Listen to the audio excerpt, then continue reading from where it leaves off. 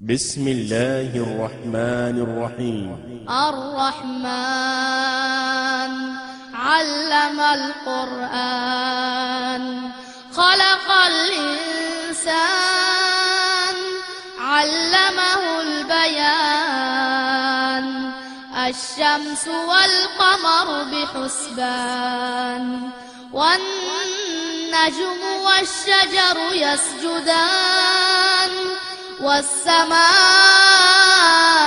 رفعها ووضع الميزان ألا تطغوا في الميزان وأقيموا الوزن بالقسط ولا تخسروا الميزان والأرض وضعها للأنام فيها فاكهة والنخل ذات الأكمام والحب ذو العصف والريحان فبأي آلاء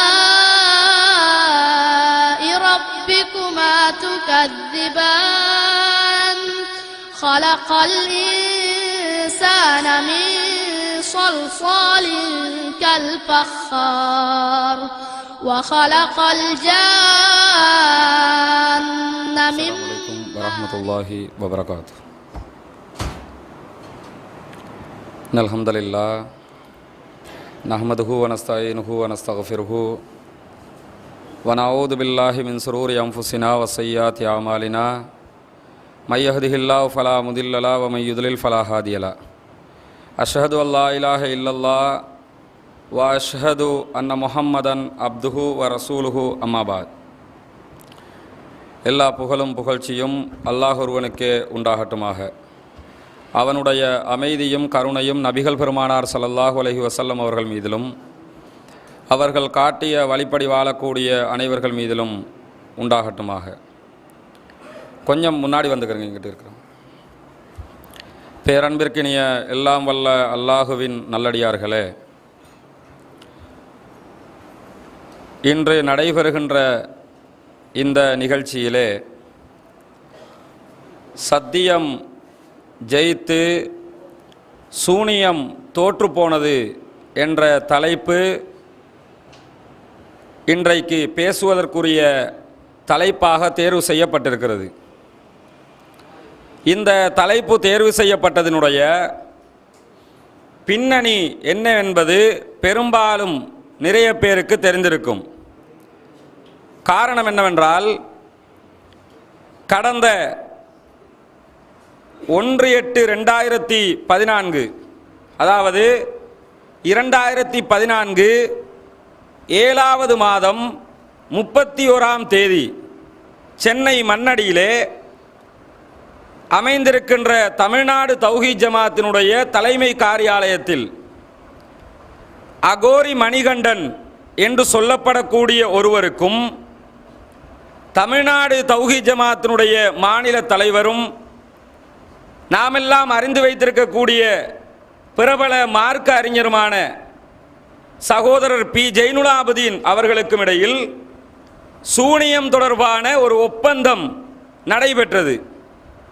இந்த ஒப்பந்தத்திற்கான ஒரு முக்கியமான பின்னணி என்னவென்றால், மார்க்க ரீதியாக சூனியத்தினால் யாருக்கும் எந்தவித பாதிப்பையும் உண்டாக்க முடியாது என்றும், அப்படி உண்டாக்க முடியும் என்று யாராவது நம்பினால் அவர்கள் இஸ்லாத்தின் கண்ணோட்டத்தில் முஷ்ரிக்கீன்களாக, அல்லாஹ்வுக்கு மாற்றமாக இன்னொருவரை கடவுளாக ஆக்கியவர்கள் என்ற நிலைக்கு தள்ளப்பட்டு விடுவார்கள் என்று கடந்த பல வருடங்களாக தமிழ்நாடு தௌஹீத் ஜமாத் சார்பாக பிரச்சாரங்கள் மேற்கொள்ளப்பட்டு வருகிறது. அதிலும் குறிப்பாக இந்த பிரச்சாரத்தை ஆரம்பித்தவர்களில் மாற்று கருத்துள்ளவர்களால் முதன்மைப்படுத்தப்படக்கூடிய சகோதரர் பிஜே அவர்கள் ரமதான் மாதத்தில் இடம்பெற்ற ரமதான் மாதம் முழுவதும் அவர் தொடர்ச்சியாக 10 நாட்கள் தமிழ்நாடு தௌஹீத் ஜமாத் தலைமையகத்தில் இஸ்லாத்தின் பார்வையில் சூனியம் என்ற தலைப்பில் ஒரு உரையாற்றினார்.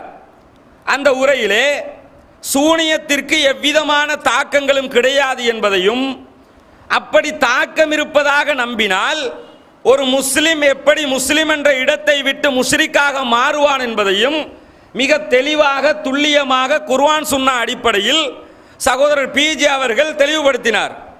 தெளிவுபடுத்துகிற அந்த வீடியோவில் ஒரு சவாலை விடுத்தார். அது என்ன சவால் என்றால், யாராவது சூனியத்தினால் தாக்கத்தை உண்டாக்க முடியும் என்று சொல்பவர்கள் தைரியம் இருந்தால் எனக்கு சூனியம் செய்து காட்டுங்கள். சூனியத்தினால தாக்கத்தை உண்டாக்க முடியும்னா பிஜே என்ற எனக்கு சூனியத்தை செய்து காட்டுங்கள், அதனால் நான் பாதிக்கப்பட்டால் 50 லட்சம் பரிசு தருவேன் என்று அறிவித்தார். இந்த அறிவிப்பு ரமலான் மாதம் முழுவதுமாக தமிழகத்தினுடைய பிரபல தொலைக்காட்சிகளில் ஒன்றான மெகா தொலைக்காட்சியில் ரமலான் மாதம் 30 நாட்களும் இந்த கட்டிங் மட்டும் திரும்ப திரும்ப ஒளிபரப்பப்பட்டது.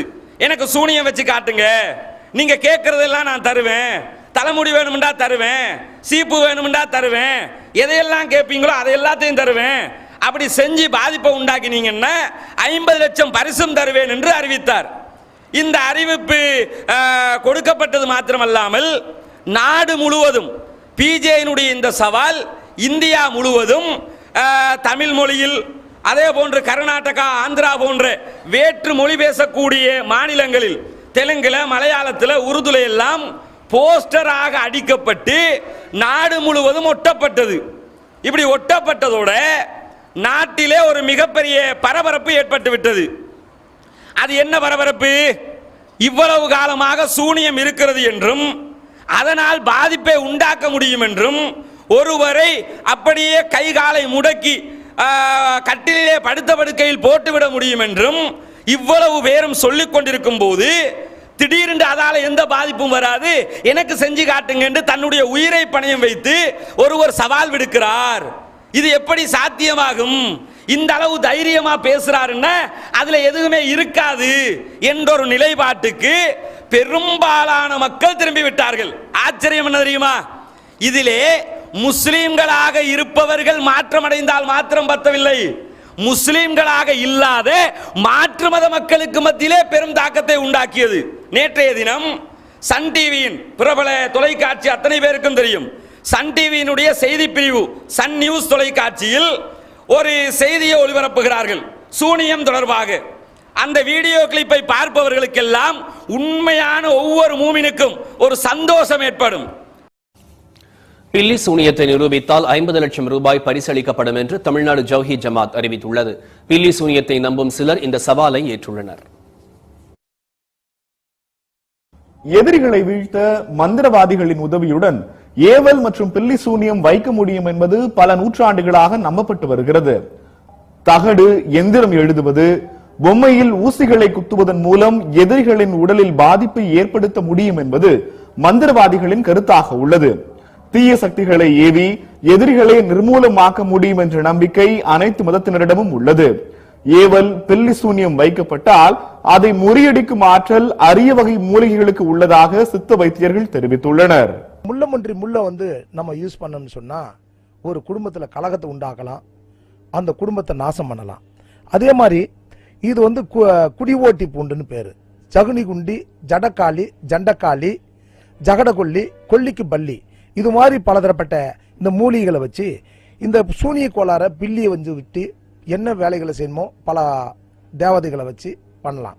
மருதோன்றி விதை இருக்கு, வெண்கடுகு இருக்கு, குங்குளியம் இருக்கு, அகில், தேவதாறு, இது மாதிரி பலதரப்பட்ட பேய் மிரட்டி, பேய் விரட்டி, பேய் மடக்கி, இது மாதிரி பலதரப்பட்ட மூலிகைகள் மூலியமா அதை நம்ம நிவர்த்தி பண்ணலாம். இயேசு கிறிஸ்து பிறப்பதற்கு முன்பே பில்லி சூனியக்காரர்கள் செல்வாக்குடன் இருந்ததாக பைபிள் மூலம் தெரிய வந்துள்ளது. சாத்தான்களின் பாவச் செயலான பில்லி சூனியத்தை கிறிஸ்தவ சமயம் ஒருபோதும் ஏற்காது என்று கிறிஸ்தவர்கள் தெரிவித்துள்ளனர்.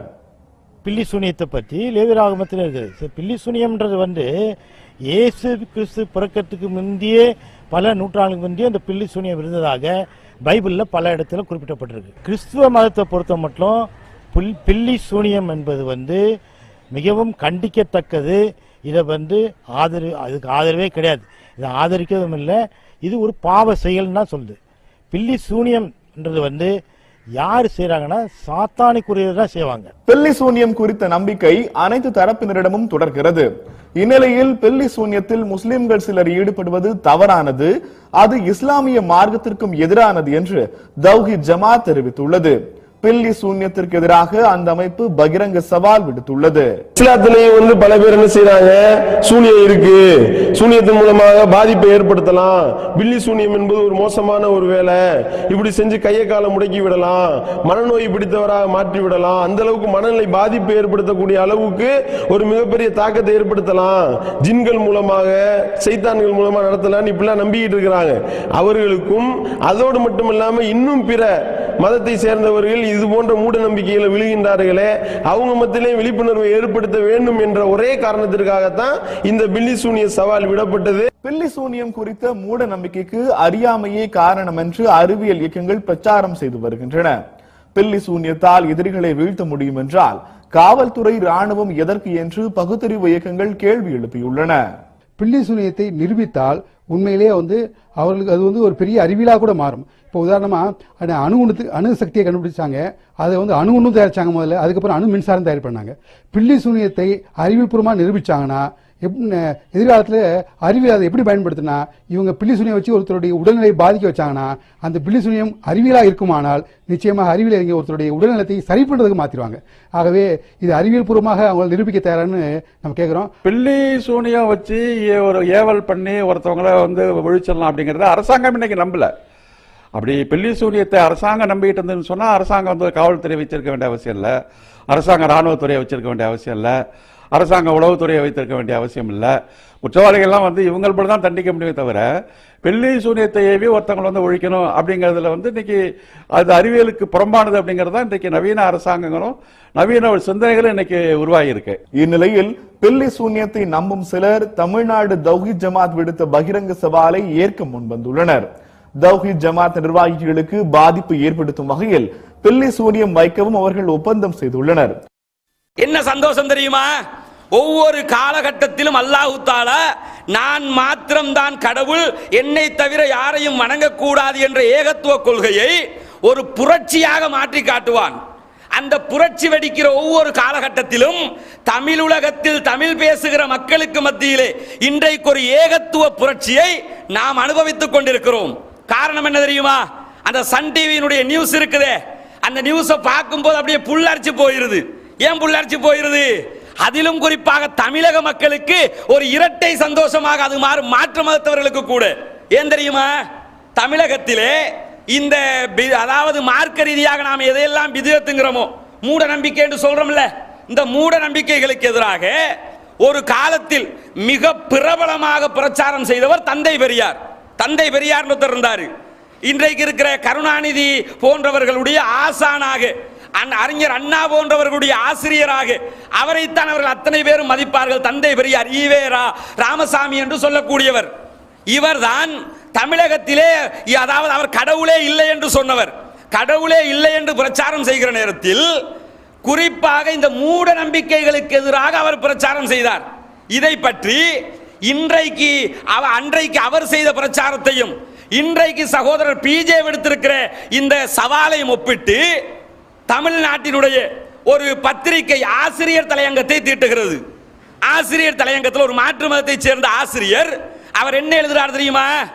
தமிழ்நாட்டில் தந்தை பெரியாருக்கு பிறகு இப்படியான ஒரு மூட நம்பிக்கைக்கு எதிரான பிரச்சாரத்தை பிஜேயை தவிர யாரும் நிகழ்த்தவில்லை. ஒரு மாற்று மதத்தை சேர்ந்தவன் சந்தோஷப்பட்டு எழுதுறான். இப்படி ஒரு புரட்சியை உண்டாக்குறாங்களே, இதே மாதிரி சன் டிவியில் என்ன சொல்றான்னு கேட்டா எல்லா முக்கிய தலைவர்கள்ட்ட பேட்டி எடுக்கிறான். நீங்க சூனியத்தை பத்தி என்ன சொல்றீங்க? தெளிவா சொல்றாங்க. அது கண்டிப்பா அது இருக்காது. மாற்று மதத்தவங்க சொல்றாங்க. ஏன் இருக்காது? சூனியத்தினால ஏதாவது பாதிப்பு உண்டாகும்னா எதுக்கு போலீஸ், எதுக்கு ராணுவம், எதுக்கு? ஒண்ணுமே தேவையில்லை. என்னதான் ராணுவம் இருந்தாலும் என்னதான் போலீஸ் இருந்தாலும் சூனியம் செஞ்சா படுத்தவர்களை போட்டுடலாமே. அப்ப இதையெல்லாம் சொல்லி காட்டி இப்படி ஒன்றும் கிடையாதுன்றதோட மட்டுமில்லாம ஒரு பெரிய சாமியார்ட்ட போய் கேட்கறாங்க. அவர் என்ன சொல்றாரு? சூனியம் இருக்கிறது, அப்படி செய்ய முடியும், இப்படி செய்ய முடியும்னு அவர் ஒரு போர்டு போடுறாரு. போட்டதுக்கு அப்புறம் தமிழ்நாடு தௌஹீத் ஜமாத்தினுடைய துணைத் தலைவர் சையத் இப்ராஹிம் இடத்தில் கேட்கிறார்கள். அவர் தெளிவாக சொல்லுகிறார், 50 லட்சம் சவால், எவனாலும் வா, யாருனாலும் வந்து செய். ஒரு டைம்ல பிஜேக்கு மட்டும் சொன்னவர்கள் அடுத்து நாடு பூரா என்ன போஸ்ட் ஓட்டினாங்க? நிர்வாகிகள் ஒவ்வொரு கிளை நிர்வாகிகள் போட்ட பேரையும் போட்டு விட்டுறாங்க. இப்ப யாருனாலும் வந்து செஞ்சுக்க, யாரு செஞ்சாலும் 50 லட்சம். அப்ப எதுக்கு இதை சொல்ல வர்றேன்னு கேட்டா, இந்த ஒரு வார்த்தை இருக்குது 50 லட்சம். முதல்ல அத்தனை விளங்கிறேன்னு இந்த 50 லட்சம் தருவேன் என்று சவால் விடுத்தது இன்றைக்கு எந்த அளவுக்கு மாற்றத்தை உண்டாக்கி இருக்கிறது என்றால், உண்மையிலேயே சூனியம் இன்னொன்று இருக்குமாக இருந்தா இப்படி ஒருவன் தைரியமாக இப்படி ஒரு சவாலை விடலாமா? இந்த ஒரு சிம்பாலிக்கா யோசிச்சு இஸ்லாத்துக்குள் நுழைந்தவர்கள் நிறைய பேர், தௌஹீதை ஏற்றுக்கொண்டவர்கள் நிறைய பேர், இந்த சூனியத்தினால பில்லியினால மந்திரம் பேய் விசாசு இருக்குன்னு சொல்லி நம்பிக்கிட்டு வாழ்க்கையை தொலைத்தவர்கள் லட்சம் பேர் இருக்கிறார்கள். அவங்க அத்தனை பேருக்கும் சந்தோஷம். இது ஒண்ணு இல்லைன்னு நேச்சுரலா நிரூபிச்சுக்கிட்டு இருக்கிறாங்க. இதை சொல்ற நேரத்தில் திருச்சி அரியமங்கலம், தமிழ்நாட்டினுடைய திருச்சி பகுதியின் அரியமங்கலம் என்ற ஒரு பகுதி, அந்த அரியமங்கலம் பகுதியில் இருந்து ஒரு சாமியார், அவருடைய பெயர் மணிகண்டன். இந்த மணிகண்டன் சாமியார் யார் தெரியுமா? இவர் ஒரு அகோரி. அகோரின்னா முதல்ல விளங்கிக்கிறணும். இன்னைக்கு அவன் சூனியம் செய்யறவன் சவாலை ஏற்றுக்கிட்டு போய் அது நடந்துச்சா நடக்கலையானது ரெண்டாவது. நம்ம நாட்டில் கொஞ்சம் உலமாக்கள் இருக்கிறாங்களே, இந்த தௌஹீதுன்ற பேர்ல முஸ்ரிக்கா போனவங்க, அவங்களுக்கு இப்ப என்ன ஆய்வுன்னு கேட்டா, மணிகண்டன் அகோரியா இல்லையா ரொம்ப முக்கியம் பாருங்க. என்ன ஆய்வு? மணிகண்டன் அகோரியா இல்லையா? அவன் அகோரியா இல்ல. சரி, அகோரியா இருந்தா என்ன செய்வ? அப்ப நீ ஒரு அகோரியா கூட்டிக்கிட்டு வா. அகோரின்றா என்ன தெரியுமா? அகோரிகள் பிணம் சாப்பிடுபவர்கள். அகோரி என்ற சாமியார்கள்ல காசி வாரணாசி போன்ற பகுதிகளில் நிறைய நீங்க யூடியூப் போன்ற அந்த இணையதளங்கள்ல போய் வீடியோக்களை தேடி பார்த்தீங்கன்னா அகோரின்னு அடிச்சு தேடினீங்கன்னு சொன்னா அகோரிகள் தொடர்பான வீடியோக்கள் அப்லோட் பண்ணப்பட்டிருக்கும். அங்க போய் கூட பார்க்கலாம். என்ன அதுல என்ன நடக்கும்னு கேட்டா, இந்து மதத்துல ஒரு நம்பிக்கை இருக்குது. என்ன நம்பிக்கைன்னு சொன்னா, ஒருத்தருடைய வாப்பா செத்து போயிட்டாரு, செத்து போனாருன்னு சொன்னா அவரை இப்போ நெருப்புல போட்டு எரிக்கிறதுக்கு முன்னாடி அல்லது எரிச்சு பாதியில ஹாஃப் பாயில் ஆகும்ல, பாதி எரிச்சது, இது மாதிரியான டைம்ல அந்த பணத்தை ரிப்பீட் எடுத்து என்ன செய்வாங்கன்னு கேட்டா, காசியில் இருக்கக்கூடிய அகோரி சாமியார்கள் சாப்பிடுவார்கள். அந்த பணத்தை சாப்பிடுவாங்க. சாப்பிட்டால் சம்பந்தப்பட்ட பிணம், அவருடைய உயிர் இருக்குத, அது சொர்க்கம் போகும் என்பது அவர்களுடைய நம்பிக்கை. இந்த நம்பிக்கையில் அகோரி சாமியார்கள் இருப்பாங்க. உலகத்திலேயே சூனியம் உண்மை என்று நம்புவர்களில் ஆக உச்சகட்டத்தில் இருக்கிறவங்க இவங்க தான். யாரு? இந்த அகோரி சாமியார்கள். இவனை அடிக்கிறதுக்கு யாருமே இல்லை, அவ்வளவு எல்லா மூட கொள்கைகளையும் நம்புவார்கள். இந்த அகோரி இனத்தை சேர்ந்த சாமியார் தான் வந்து என்ன செய்யறாருன்னா, நான் சூனியம் வைப்பேன், உங்களுக்கு பாதிப்பை உண்டாக்குவேன் அப்படின்னு கேட்கிறாரு. சொல்லும் போது அதுவும் வீடியோ பண்ணப்பட்டிருக்கு, வீடியோக்களையும் பார்த்திருப்பீர்கள். அந்த வீடியோவில் ஒரு அருமையான ஒரு ஒப்பந்தம். அது ஏன் தெரியுமா? கொஞ்சம் பேர் திடீர்னு ஒரு 10 நாளைக்கு முன்னாடி என்ன பரப்பினாங்க, பிஜே நோயாளி ஆகிவிட்டார், பிஜேக்கு நோய் வந்துருச்சான், அவரை டாக்டர் மட்டும்தான் அவரை பார்க்க முடியுமா. முந்தின நாள் தான் டிவியில் பேட்டி கொடுத்தாரு, விளக்குதா? முந்தின நாள் தான் டிவியில் பேட்டி கொடுக்குறாரு. ஏன்னு கேட்டா, நோயாளியான நான் மனுஷன் இல்லையா? அவருக்கு ஏற்கனவே புற்றுநோயே வந்துச்சே, வேற என்ன நோய் வரணும்? புற்றுநோயே வந்துருச்சு, மனுஷன் வரும். அதனால தான் ஒப்பந்தம் போடும்போது சூனியத்தினால காய்ச்சல் வரும், தலைவலி வரும் ஒப்பந்தம் போட விடாம என்ன ஒப்பந்தம் போட்டாங்க? சூனியம் செய்தால் பிஜேக்கு பாதிப்பு உண்டாகுமா? என்ன பாதிப்பு உண்டாகணும்? சரியாக 48 நாட்களில் சகோதரர் பிஜே தற்கொலை செய்து மரணிப்பார். எப்படி அந்த சூனியத்துல தாக்கம் எப்படி இருக்கணும்னு கேட்டா, பிஜே தற்கொலை பண்ணி அவரை சாகடிச்சுக்கிறனு.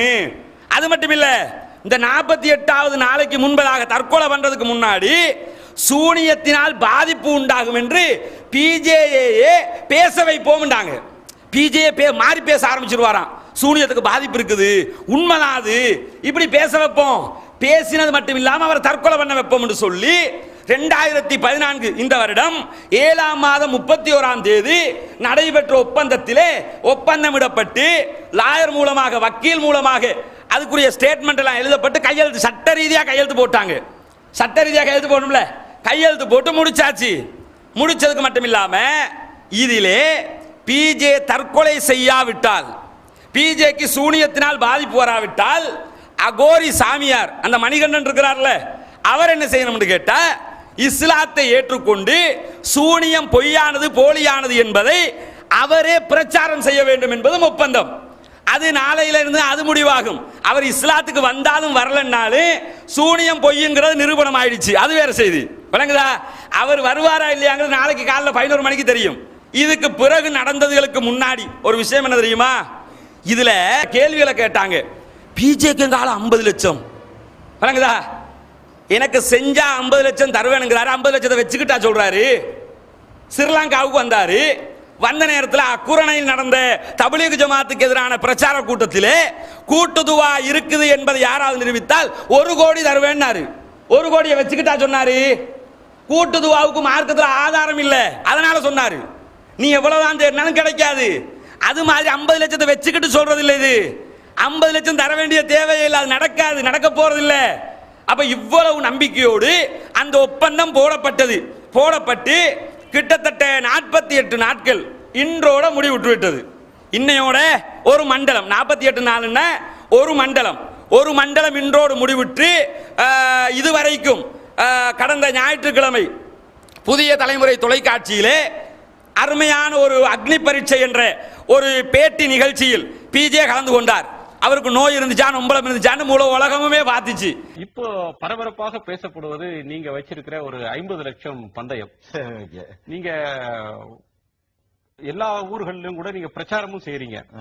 அது எங்களில் ஒருவருக்காவது பில்லி, ஏவல், சூனியம் இத வைத்து பாதிப்பை உண்டாக்குனீங்கன்னா அவங்களுக்கு 50 லட்சம் ரூபாய் பரிசு தரப்படும் அப்படின்னு சொல்லிருக்கீங்க.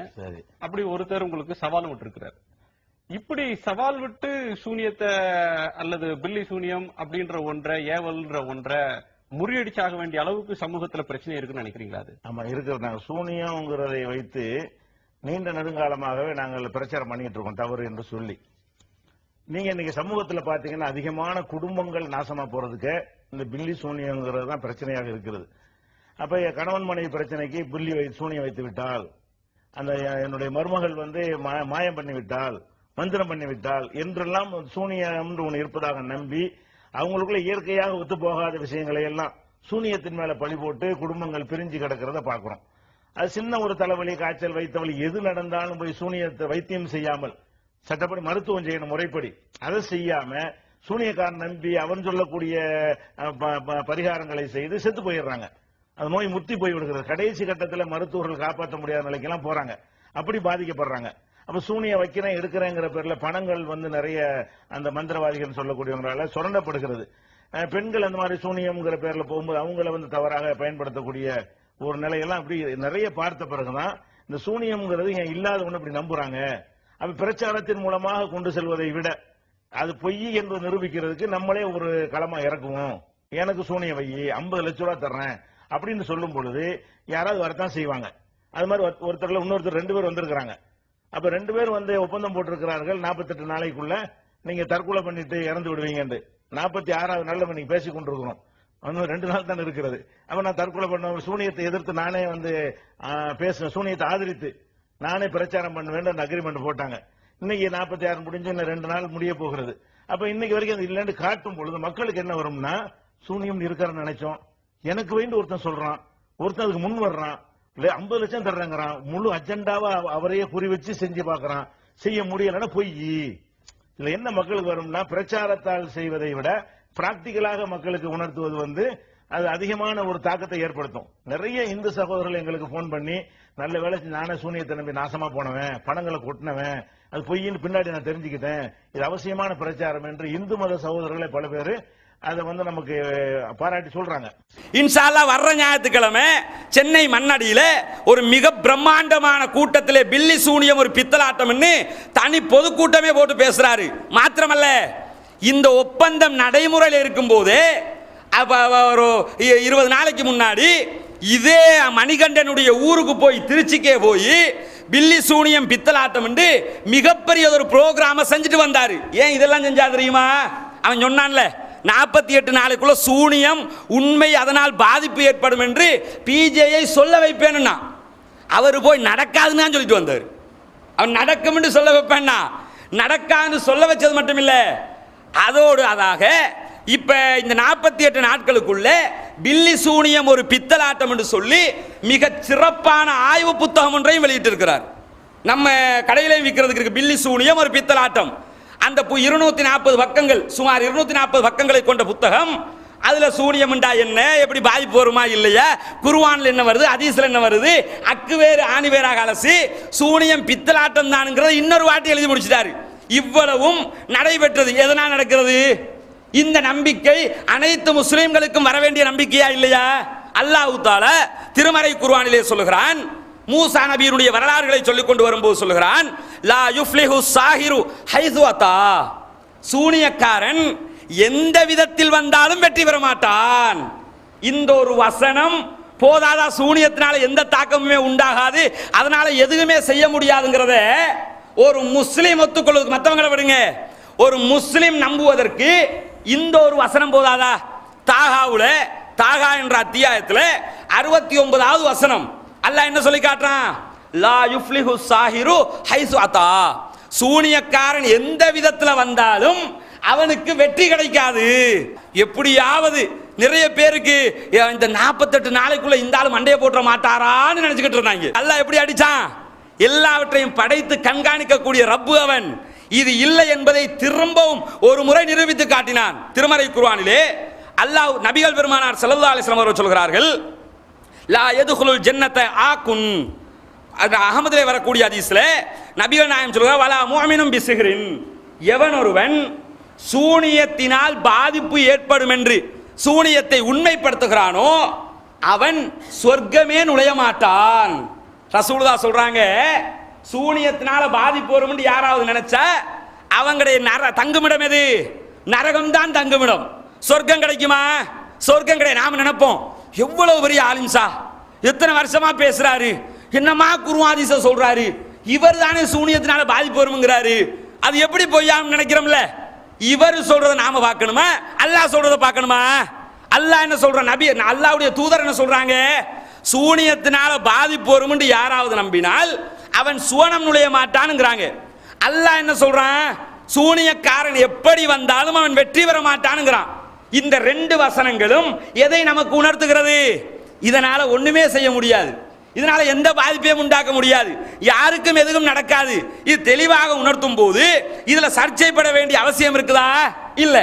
ஆனா என்ன செய்வாங்கன்னு கேட்டா, புகாரில் வந்திருக்கிறது, முஸ்லிமில் இருக்கிறது, ரசூலுல்லாஹ்வுக்கே சூனியம் செய்யப்பட்டதாம், நாங்க அதனால தான் நம்புறோம், நாங்க ஹதீஸை இல்ல நம்புறோம் அப்படிங்கிறாங்க. இந்த ஹதீஸை நம்புறோம்ங்கறாங்கல்ல, இவங்களுக்கு பின்னாடி ஒரு விஷயம் இருக்கு. அதை சொல்றதுக்கு முன்னாடி இந்த ஹதீஸ்களை நம்புவதாக சொல்கிறார்களே, இவர்களில் யாராவது நாம் கேட்கிற கேள்விகளுக்கு பதில் சொன்னார்களா?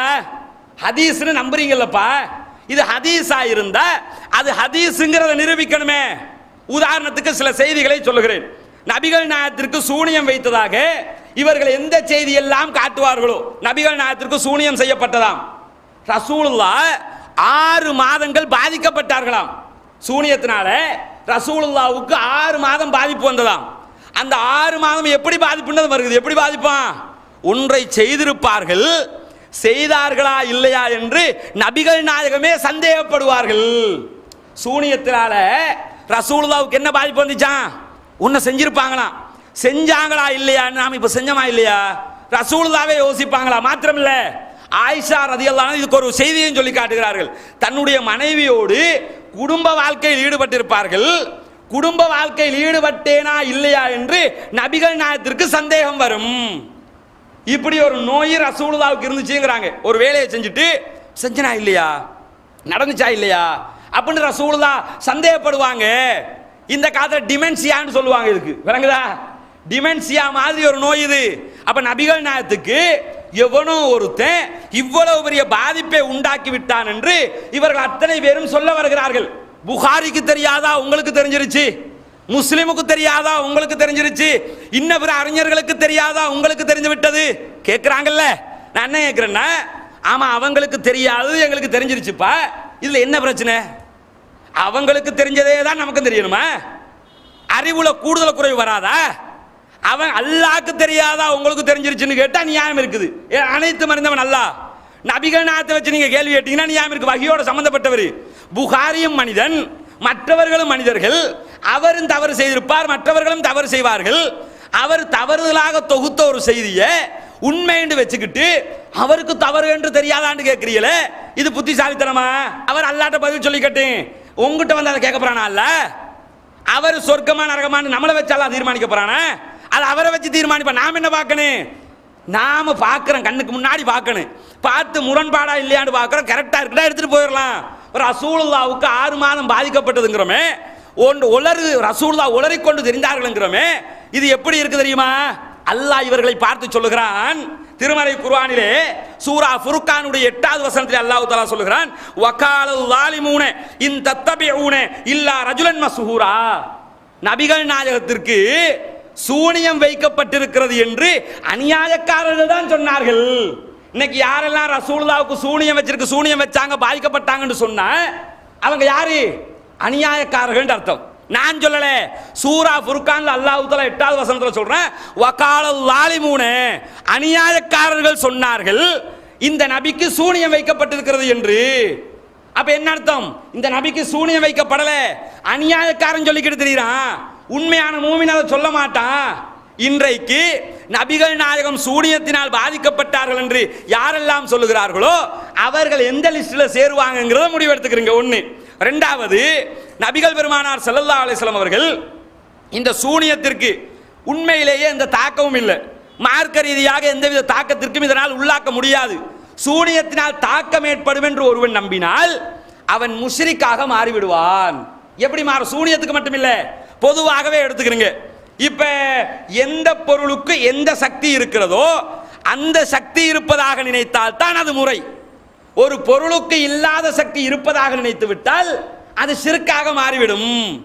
இப்ப கத்தி இருக்குது, கத்தினால ஒருத்தனை குத்த முடியும் என்று நினைச்சா புத்தி ஏத்துக்கிறது இல்ல. கத்தியால ஒருத்தனை குத்த முடியும், கத்தியால ஒருத்தனை ஷூட் பண்ண முடியுமா? ஒருத்தன் சொல்றான் கத்தியால ஷூட் பண்ண வேண்டிய கிறுக்கன்னு சொல்லுவோமா இல்லையா?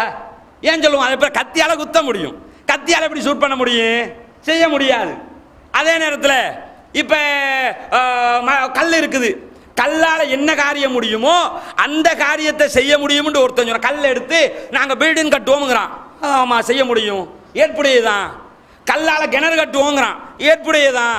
கல்லால ஒருத்தனுக்கு அடிக்க முடியும்ங்கிறான், ஏற்புடையதான்.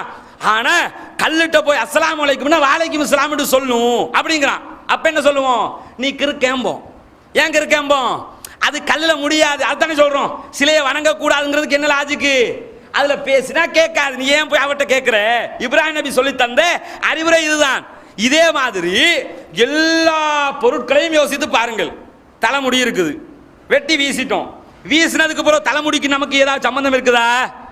தலைமுடிய வெட்டி வீசினதுக்கு அப்புறம் இந்த தலைமுடிக்கும் நமக்கும் ஏதாவது தொடர்பு உண்டா? எந்த தொடர்பும் இல்லை. சில ஆட்கள் சுகர் நோய் எல்லாம் வந்தா காலை கையெல்லாம் வெட்டி துண்டாக்குவாங்களே, துண்டாக்கி கொண்டு புதைச்சாச்சு, புதைச்சதுக்கு பிறகு ஏதாவது சம்பந்தம் உண்டா? ஏதாவது தொடர்பு உண்டா? ஒரு தொடர்பும் இல்லை.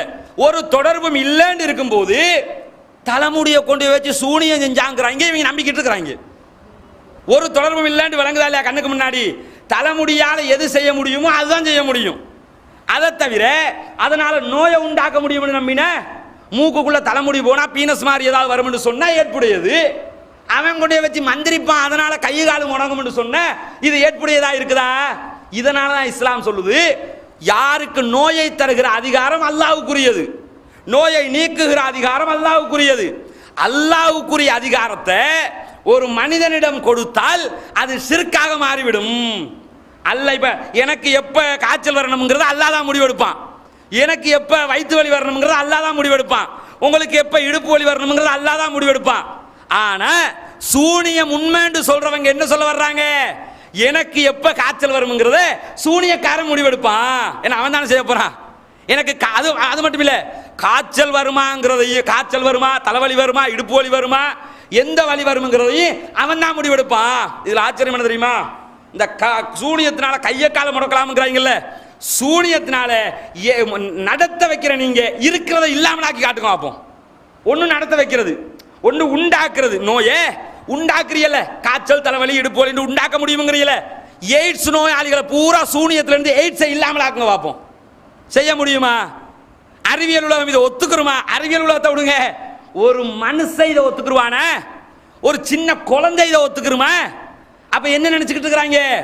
மார்க்கம் என்ற ஆன்மீகத்தின் பெயரால் நம் அத்தனை பேரையும் மூளை செலவை செய்ய பார்க்கிறார்கள். ஆன்மீகத்தில் மார்க்கத்தில் மூளை செலவைக்கு இடம் இல்லை. தெளிவா இருக்கிறத ஃபெக்ட் ஏதோ அதை நம்புறதுதான் மார்க்கம். மாத்திரம் இல்லாம இந்த சூனியத்தினால நபிகள் நாயகம் பாதிக்கப்பட்டாங்கிறாங்கல்ல, நபிகள் நாயகத்திற்கு சூனியம் செய்ததாக வரக்கூடிய செய்தியில நபிகள் நாயகத்திற்கு சூனியம் செய்ததாக சொல்லப்படுபவனுடைய பெயர் என்ன? லபீத் இப்னு ஆசம். ஒரு ஆம்பளை யூதன், சரியா?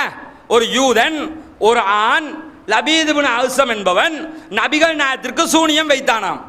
அதனால ரசூலுல்லாஹ் இருக்கு என்பதை இல்லை என்றும் இல்லை என்பதை இருக்கு என்றும் பேசுகிற அளவுக்கு நபிகள் நாயகத்திற்கு ஒரு விதமான நோயையே உண்டாக்கி விட்டான். சொல்றோம்ல, இதுதான் உண்மையா இருந்தா நபியா இருக்கணும் யார் தெரியுமா? லபீத் இப்னு ஆசம். ஏன் தெரியுமா? நபிகள் நாயகம் யார்? இவன் என்ன நினைச்சுக்கிட்டு இருக்காங்க? நபிகள் நாயகத்தை பக்கத்து வீட்டுக்கார மாதிரி நினைச்சுக்கிட்டு பேசுறாங்க. நபிகள் நாயகத்தை சாதாரண அப்படி ஒரு மனுஷர் நினைக்கிறாங்க. மனிதன் என்ற ரீதியில் சாதாரண மனிதர். நமக்கும் அவருக்கும் உள்ள மிகப்பெரிய ஒரு வித்தியாசம் இருக்கிறது. என்ன வித்தியாசம்? அவருக்கு வகி வரும், நமக்கு வராது. அல்லாஹ்வோடு நேரடியாக தொடர்பில் இருந்தவர்கள் நபிகள் நாயகம். அல்லாஹ்வோட நேரடி தொடர்புல வகியோட சம்பந்தப்பட்டிருந்த நபிகள் நாயகத்திற்கு எங்கேயோ கடந்த ஒரு யூதன் சூனியம் வச்சானா. அதனால ரசூலுல்லாஹ் அல்லாஹ் வகி இறக்கினா தான் மார்க்கத்தையே ரசூலுல்லாஹ் சொல்லுவாங்க. யோசிச்சு பாருங்க, நபிகள் நாயகம் மார்க்கத்தை எப்பங்க சொல்லுவாங்க? அல்லாஹ் வகி இறக்கினா தானே சொல்லுவாங்க. அல்லாஹ் வகி இறக்கினால் தான் மார்க்கத்தையே நபிகள் நாயகம் சொல்லுவார்கள் என்று இருக்கும் போது அல்லாஹ்வுடைய பவரை கிராஸ் பண்ணி இவன் உள்ள நுழைஞ்சு என்ன செஞ்சானா? இருக்குங்கிறத இல்லைங்கிறத இருக்கணும் ரசூலுல்லாஹ்வை உலர வைக்கிற வேலையை பார்த்தான். நம்புறமே, இந்த நம்பிக்கை ஒரு மூமினுடைய நம்பிக்கையா? இந்த நம்பிக்கை ஒரு இஸ்லாமியனின் நம்பிக்கையா? இந்த நம்பிக்கை ஒரு இஸ்லாத்துக்கு உட்பட்ட நம்பிக்கையா? இது ஒண்ணு போதும் இவங்க அத்தனை பேர் முஷ்ரிக்குன்னு என்ன சொல்ல வர்றாங்க?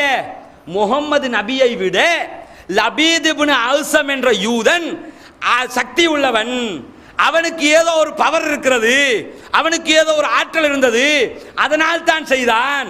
யோசிச்சு பார்க்கணுமா? இல்லை, இது நடக்குமா? இப்படி செய்ய முடியுமா? அது மாத்திரமல்ல, ஒரு சாதாரண மனிதன் அல்லாஹ்வோடு தொடர்பு பட்ட நபிகள் நாயகத்தை வீழ்த்தி விட்டான். இப்படி சொல்றோமே, இது நான் கேட்கிற ஒரு மூமின் இப்படி நம்ப முடியுமா? அப்ப ஷிர்க் எங்க வருகுது? இங்க தான் வருகுது.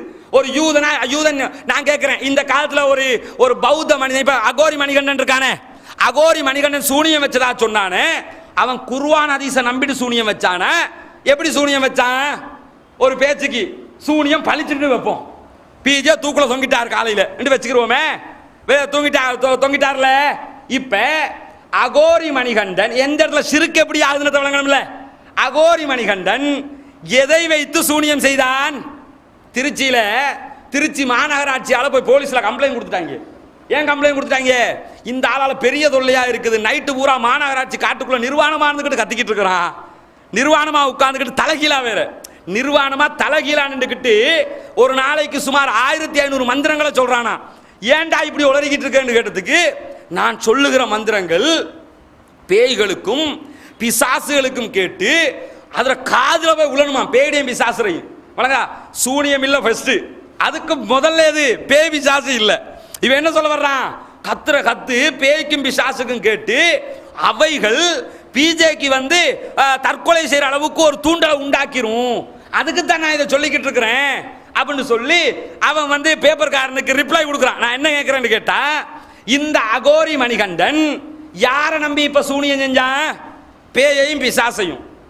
பிஜேக்கு பாதிக்கப்பட்டுச்சு, பாதிக்கப்படாது, நடக்காது. ஒரு வாதத்துக்கு சொல்றேன், பாதிக்கப்பட்டிருந்தால் இப்ப என்ன அர்த்தம் தெரியுமா? அந்த அவன் நம்புகிற பேய்க்கும் பிசாசுக்கும் சக்தி இருக்கிறது, ஆற்றல் இருக்கிறது. அவன் நம்பின முருகனுக்கு, சிவனுக்கு, பிள்ளையாருக்கு, அதுக்கு இதுக்கெல்லாம் ஆற்றல் இருக்குது.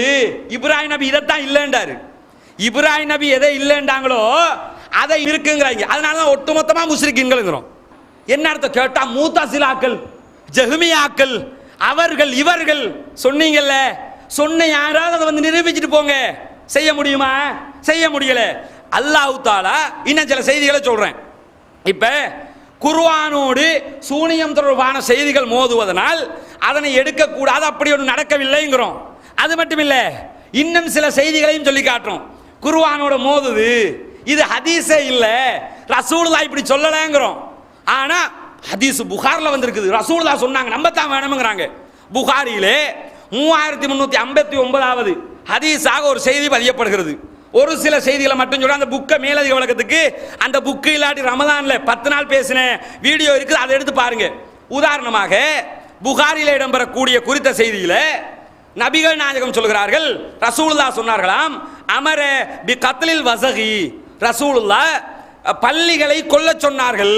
பள்ளி இருக்குதுல்ல செவத்துல, இந்த பள்ளிகளை ரசூலுல்லாஹ் கொலை செய்ய சொன்னாங்களாம். இத்தோட இந்த ஹதீஸ் முடிஞ்சிருந்தா பிரச்சனை இல்லை. இதோட முடிஞ்சது, பள்ளிகளை கொல்ல சொன்னாங்க, சரி கொல்ல சொல்லிட்டாங்கட்டு போய்க்கலாம்னு வைங்களேன். இதுக்கு பிறகு விளக்கம் வருகுது. என்ன, எதுக்கு கொல்ல சொல்றாங்களா? கான யன்ஃபுகு அலா இப்ராஹிம் அலைஹிஸ்ஸலாம். ஏன் தெரியுமா? அது இப்ராஹிம் அலைஹிஸ்ஸலாத்தினுடைய நெருப்பு குண்டம் இருக்குதே, இப்ராஹிம் நபிய அரசன் பெரியோர் நெருப்பை மூட்டி அதுக்குள்ள தூக்கி போட்டானே, ஜிப்ரீல் அலைஹிஸ்ஸலாம் வந்து உங்களுக்கு என்ன செய்யணும் ஹெல்ப் கேட்பாரு. அப்ப அல்லாஹ் எதை செய்யறானோ அது ஓகேன்றாங்களே. அப்ப நெருப்பு வந்து குளிராகவும் இல்லாமல் ஓவர் சூடாகவும் இல்லாமல் இருந்ததுலாம் வரலாறு படிக்கிறோமே. இந்த வரலாற்றோடு சம்பந்தப்பட்ட அந்த நெருப்பு குண்டம் இருக்குதே, அதை இந்த பள்ளி ஊதி விட்டுச்சான். விளங்குதா? பக்கத்தில் போய் நின்று பூண்டு ஊதி விட்டுச்சான். அதனால பள்ளியை கொல்லுங்கன்னு ரசூலுல்லாஹ் சொன்னாங்க. நான் என்ன கேட்கிறேன்னு கேட்டா, இது குர்ஆனுக்கு எப்படி மோதுகிறது என்பதை சொல்லுகிறேன்.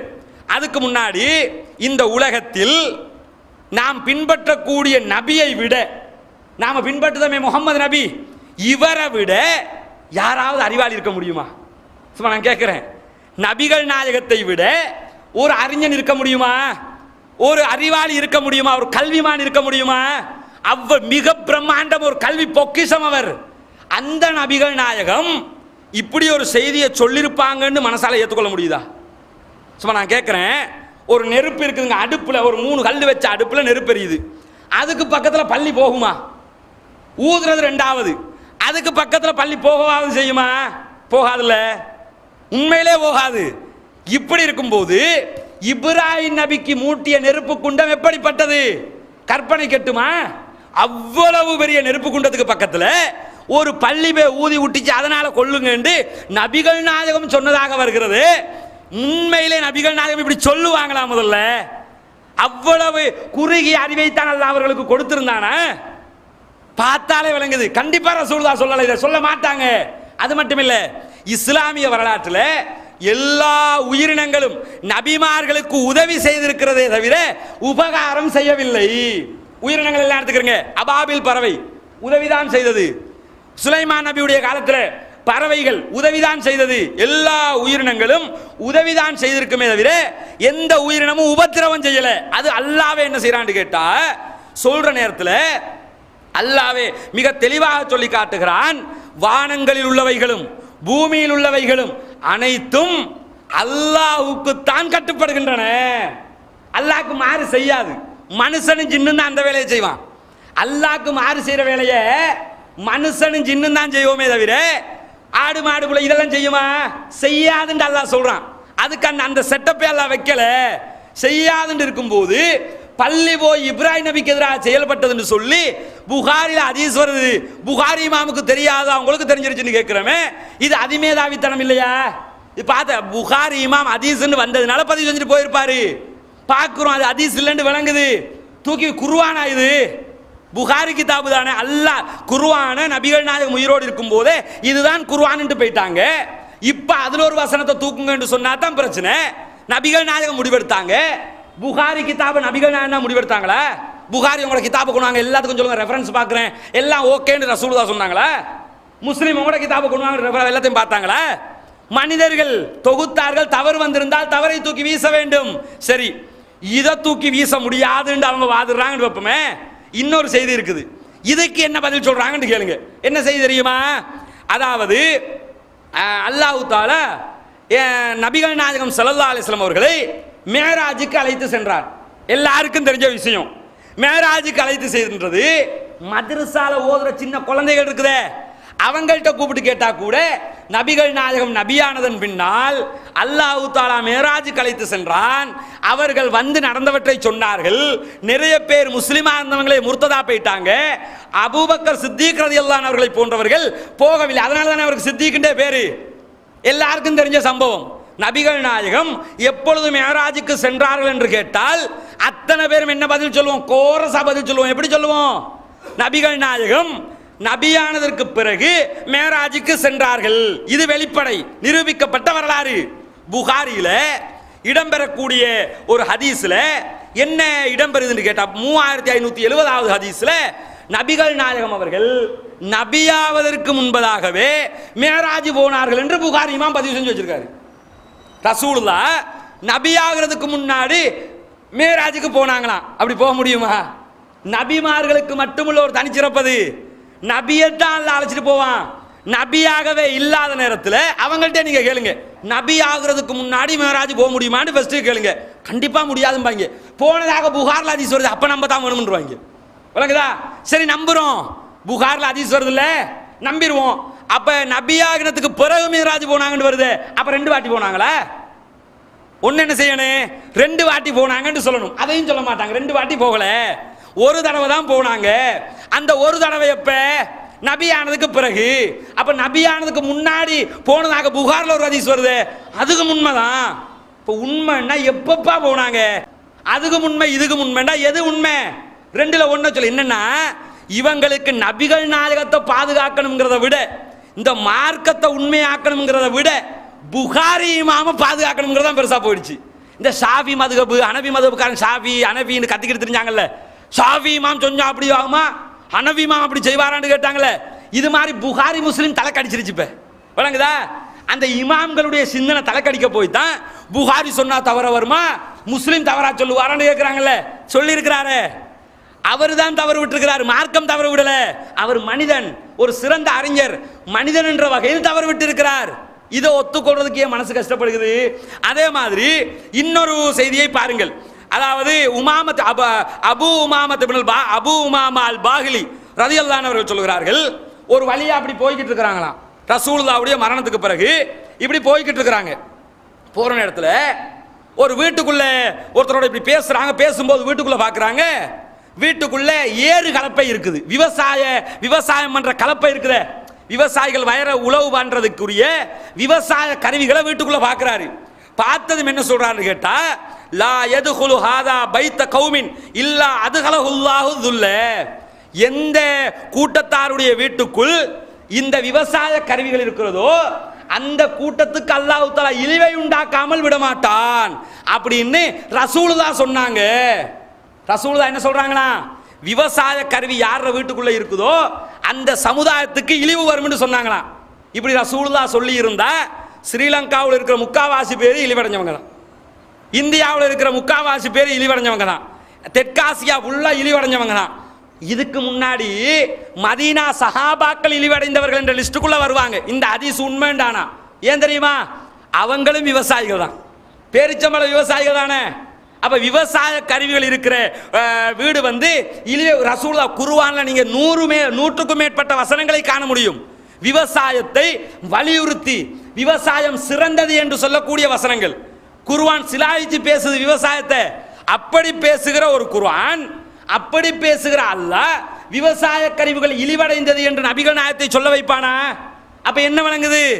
ரசூலுல்லாஹ் இதை சொல்லலன்னு விளங்குது. பார்த்தாலே புரியுது. இன்னொரு செய்தியை சொல்லி காட்டுகிறேன். அதாவது அல்லாஹ் தஆலா திருமறை குர்ஆனிலே சொல்லுகிறான், அல்லாஹுல்லதி ஹலக்க ஸமாவாதி வல் அர்த ஃபீ சித்தத்தி அய்யாமின் சும்மஸ்தவா அலல் அர்ஷி. அல்லாஹ் தஆலா தான் இந்த உலகத்தை 6 நாட்களில் படைத்தான். அல்லாஹ் குர்ஆன்ல சொல்றான் 6 நாட்கள் இந்த உலகத்தை படைத்ததாக. சஹீஹ் முஸ்லிம்லே ஒரு ஹதீஸ் இடம்பெறுகிறது, 4997வது ஹதீஸ். அந்த ஹதீஸ்ல என்ன சொல்லப்படுது தெரியுமா? அல்லாஹ் தஆலா 7 நாட்கள்ல இந்த உலகத்தை படைச்சான்னு இருக்குது. தெளிவா பல வசனங்கள் அல்லாஹ் சொல்றான் 6 நாட்கள்ல தான் உலகத்தை படைச்சேன்னு. முஸ்லிம்ல வர ஒரு ஹதீஸ் சொல்லுது 7 நாட்களில் படைத்ததாக. இந்த ஹதீஸ் உண்மையா? குர்ஆனுடைய செய்தி உண்மையா? ஒரு மூமின் இப்ப என்ன நிலை எடுப்பான்? இந்த குர்ஆனுடைய செய்தி தான் உண்மை, இந்த ஹதீஸ் ரசூலுல்லாஹ் சொல்லி இருக்க மாட்டாங்க, இது தப்பு. இப்படி நாம சொன்னா நமக்கு பேர் என்னையா? முஅ்தஸிலாக்கலாம்.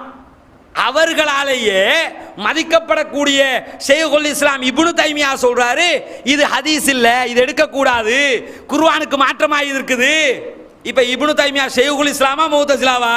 அதுக்கும் சொல்லணும், எல்லாத்துலயும் டபுள் நிலைப்பாடு. வழங்கா ஷைகுல் இஸ்லாமும் தான் முஅ்தஸிலாவும் தான். எப்படி நல்லா இருக்குமா? நான் கேட்கிறேன், இப்னு தைமியா ஷைகுல் இஸ்லாம். ஷைகுல் இஸ்லாம் என்ன? இஸ்லாத்தின் தலைவர். இஸ்லாத்திர தலைவரா முஅ்தஸிலாக்கள் தலைவரா? அவரு நாங்க தமிழ் உலகத்தில் இருக்கிறவங்க சொன்னா முஅ்தஸிலாக்கள்ங்கிறீங்களேப்பா. பக்கம் பக்கமா இருக்கிற பேப்பரையே இதுக்காக வீணடிக்கிறீங்களேப்பா. பேப்பர் போடுறாங்களே அந்த குரல் இந்த குரல் எல்லா குரல்லையும் பக்கம் பக்கமா இதுக்கே காலத்தை வீணாக்குறீங்களே. எங்களுக்கு ஏசுறதையே பொழப்பா கொண்டிருக்கிறீங்களே. நான் கேட்கிறேன், நீங்க சொல்லுங்க, இப்னு தைமியா முஅ்தஸிலாக்களுடைய தலைவரா இல்ல இஸ்லாத்தினுடைய தலைவராக நீங்க எடுக்க போறீங்க? ஷைகுல் இஸ்லாம முஅ்தஸிலாக்களுக்கு ஷேக்னு சொல்ல வர்றீங்களா? இப்னு தைமியாண்டா வாயை பொத்திக்கிடுவாங்க. சவுதி கவர்மெண்ட் சொன்னா தான் இங்க வாய் அசையும். வழங்க அந்த நிலைப்பாடு தான். என்ன இந்த காசை கொடுத்து கொடுத்து பழக்கிட்டாங்கல்ல, கிணறு கட்ட காசு, அது கட்ட காசு, எது வந்தாலும் காசு ஆக்கிட்டாங்கல்ல. ரமலான்ல நோன்பு திறக்கணுமா, இஃப்தாருக்கு காசு. பெருநாள் இப்போ அஜி பெருநாள் வருதுல்ல, நீங்க ஏன் உங்களோட காசை வீணாக்கி நீங்க மாட இருக்கணும், நாங்க காசு தந்துடுறோம் மாட எடுத்துருங்க. இப்படியே பழக்கினதுனால, காசுக்கு ஜாரா அடிக்கிறதுனால ஹதீஸ் என்ன குர்ஆன் வசனம் என்னங்கிறது விளங்காம போயிடுச்சு.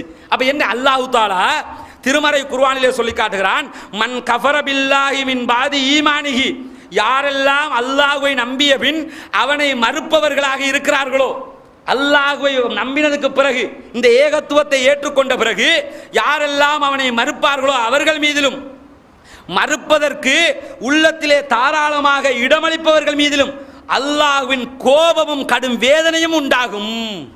யாருக்கு? ரெண்டு காவிர்கள் ரெண்டு விதம் இருக்கிறாங்க. ஒன்னு இயற்கையிலே அவன் காவிராவே இருப்பான், இஸ்லாத்துக்கே வந்திருக்க மாட்டான். இன்னும் கொஞ்சம் பேர் முஸ்ரிக்கீன்களா இருக்கிறாங்களே, தர்காவுக்கு போய் கொண்டு அதை செஞ்சுக்கிட்டு இவங்க ஆரம்பத்துல இருந்தே முஸ்ரிக்கீன்களாக இருப்பாங்க. கொஞ்சம் பேர் இருப்பாங்க தௌஹீத் வந்துட்டு திருப்பி முஸ்ரிக்கா மாறினவங்க. அவங்களுக்கு அல்லாஹ் சொல்றான், யாரெல்லாம் ஈமான் கொண்டதற்கு பிறகு மீண்டும் தங்களுடைய உள்ளத்திலே குஃபரை ஏற்படுத்தி கொண்டு உள்ளத்திலே குஃபருக்கு இடமளிக்கிறார்களோ அவர்களுக்கு அல்லாஹ்வின் கோபமும் வேதனையும் உண்டு. யாருக்கு இது? போலி தௌஹீத் வட்டத்துக்குள்ள இருக்கிற அத்தனை பேருக்கும் உண்டு. ஏன்? அத்தனை பேருமே தௌஹீத் என்ற வட்டத்துக்குள் வந்துவிட்டு இன்றைக்கு இந்த சூனியத்திற்கு சக்தி உண்டு என்று நினைத்துக் கொண்டு மீண்டும் வழிகேட்டுக்கு சென்று விட்டார்கள். இன்னொரு வசனத்தில் அல்லாஹ் சூரா அன்ஆமிலே சொல்கிறான், அல்லதீன ஆமனு வலம் யல்பிசு ஈமானஹும் பிதுல்மின், யாரெல்லாம் ஈமான் கொண்டு அவர்களுடைய ஈமானிய நம்பிக்கையோடு அநீதியை கலந்து விடாமல் இருப்பார்களோ அவர்களுக்குத்தான் அச்சமற்ற நிலையும் உண்டு, அவர்களே நேர்வழி பெற்றவர்கள். நேர்வழி பெற்றவங்க யாருன்னு சொல்லும்போது அல்லாஹ் சொல்றான், ஈமான் கொண்டு ஈமானோடு அநீதியை கலக்காதவர்கள். இந்த வசனம் இறங்கும் போது சஹாபாக்களுக்கெல்லாம் சந்தேகம் வந்துருச்சு. சஹாபாக்கள் பேசிக்கொள்றாங்க. எப்படி பேசிக்கொள்றாங்க? இந்த செய்தி இறங்கிப்பட்டதோட சஹாபாக்கள் பேசுகிறார்கள், ஐயுனா லம் யதுலிம், நம்மள யாருப்பா அநியாயம் செய்யாதவங்க இருக்கிறாங்க? ஈமான் கொண்டு யாரெல்லாம் அநியாயத்தை தங்களுடைய ஈமானோடு கலந்து விட்டார்களோ கலக்கவில்லையோ அவர்களுக்கு தான் அச்சமுள்ள அச்சமற்ற நிலை இருக்குதுன்னு சொன்ன, நாம எல்லாம் அநியாயம் இப்படியோ ஒரு வகையில் அநியாயம் செய்யறவங்க தானே, அப்ப நமக்கெல்லாம் சொர்க்கம் கிடைக்காதா என்று சஹாபாக்கள் அத்தனை பேரும் பேசிக் கொள்கிறார்களாம். அப்ப அல்லாஹ் தஆலா இந்த வசனத்துக்கு விளக்கமா இன்னொரு வசனத்தை இறக்குறான். ஈமான் கொண்டு தங்களுடைய ஈமானோடு அநியாயத்தை கலந்து கொண்டவர்கள் என்றால் யார் என்று சொல்லும் போது, இன்ன ஷிர்க லதுல்முன் அலீம், அநியாயம் என்பது இணை வைப்பு தான். ஷிர்க் இருக்குதே, இணை வைப்பு என்பது மிகப்பெரிய அநியாயமாகும் அப்படிங்கிறான். அப்ப ஈமான் கொண்டு தங்களுடைய ஈமானோடு அநியாயத்தை கலந்தவர்கள் யார் கலந்தவங்க? இயற்கையிலே காவிர் லிஸ்ட்ல உள்ளவங்க, இயற்கையிலே முஸ்லிம் லிஸ்ட்ல முஸ்ரிக் லிஸ்ட்ல உள்ளவங்க. ஈமான் கொண்டதற்கு பிறகு அநியாயத்தை கலந்து கொண்டவர்கள் யாரு? போலியான செய்திகளை நம்பி, பொய்யான செய்திகளை நம்பி சூனியத்தினால் பாதிப்பு உண்டா. ரசூலுல்லாஹ் தெளிவா சொல்றாங்க, சூனியத்தை உண்மை என்று நம்புவன் சூனம் நுழைய மாட்டான்னு. இதை விட ஒரு மூமினுக்கு என்ன வேணும்? நான் கேட்கிறேன், ஆரம்ப காலத்தை அத்தனை இந்த வழிகேட்டுக்கு சென்றிருக்கக்கூடிய அத்தனை சகோதரர்களும் யோசித்து பாருங்கள். ஒரே ஒரு விரலாட்டுகிற ஹதீஸுக்காக எத்தனை ஊர்களில் சண்டையிட்டீர்கள்? யோசிச்சு பாருங்க. ரசூலுல்லாஹ் சொல்லிட்டாங்க, அல்லாஹ்வுடைய தூதர் சொன்னதுக்கு அப்புறம் நாங்க எதுவும் செய்ய மாட்டோம். அல்லாஹ்வுடைய தூதர் விரலாட்டி இருக்கிறார்கள், அதனால் விரலாட்டுகிறோம்.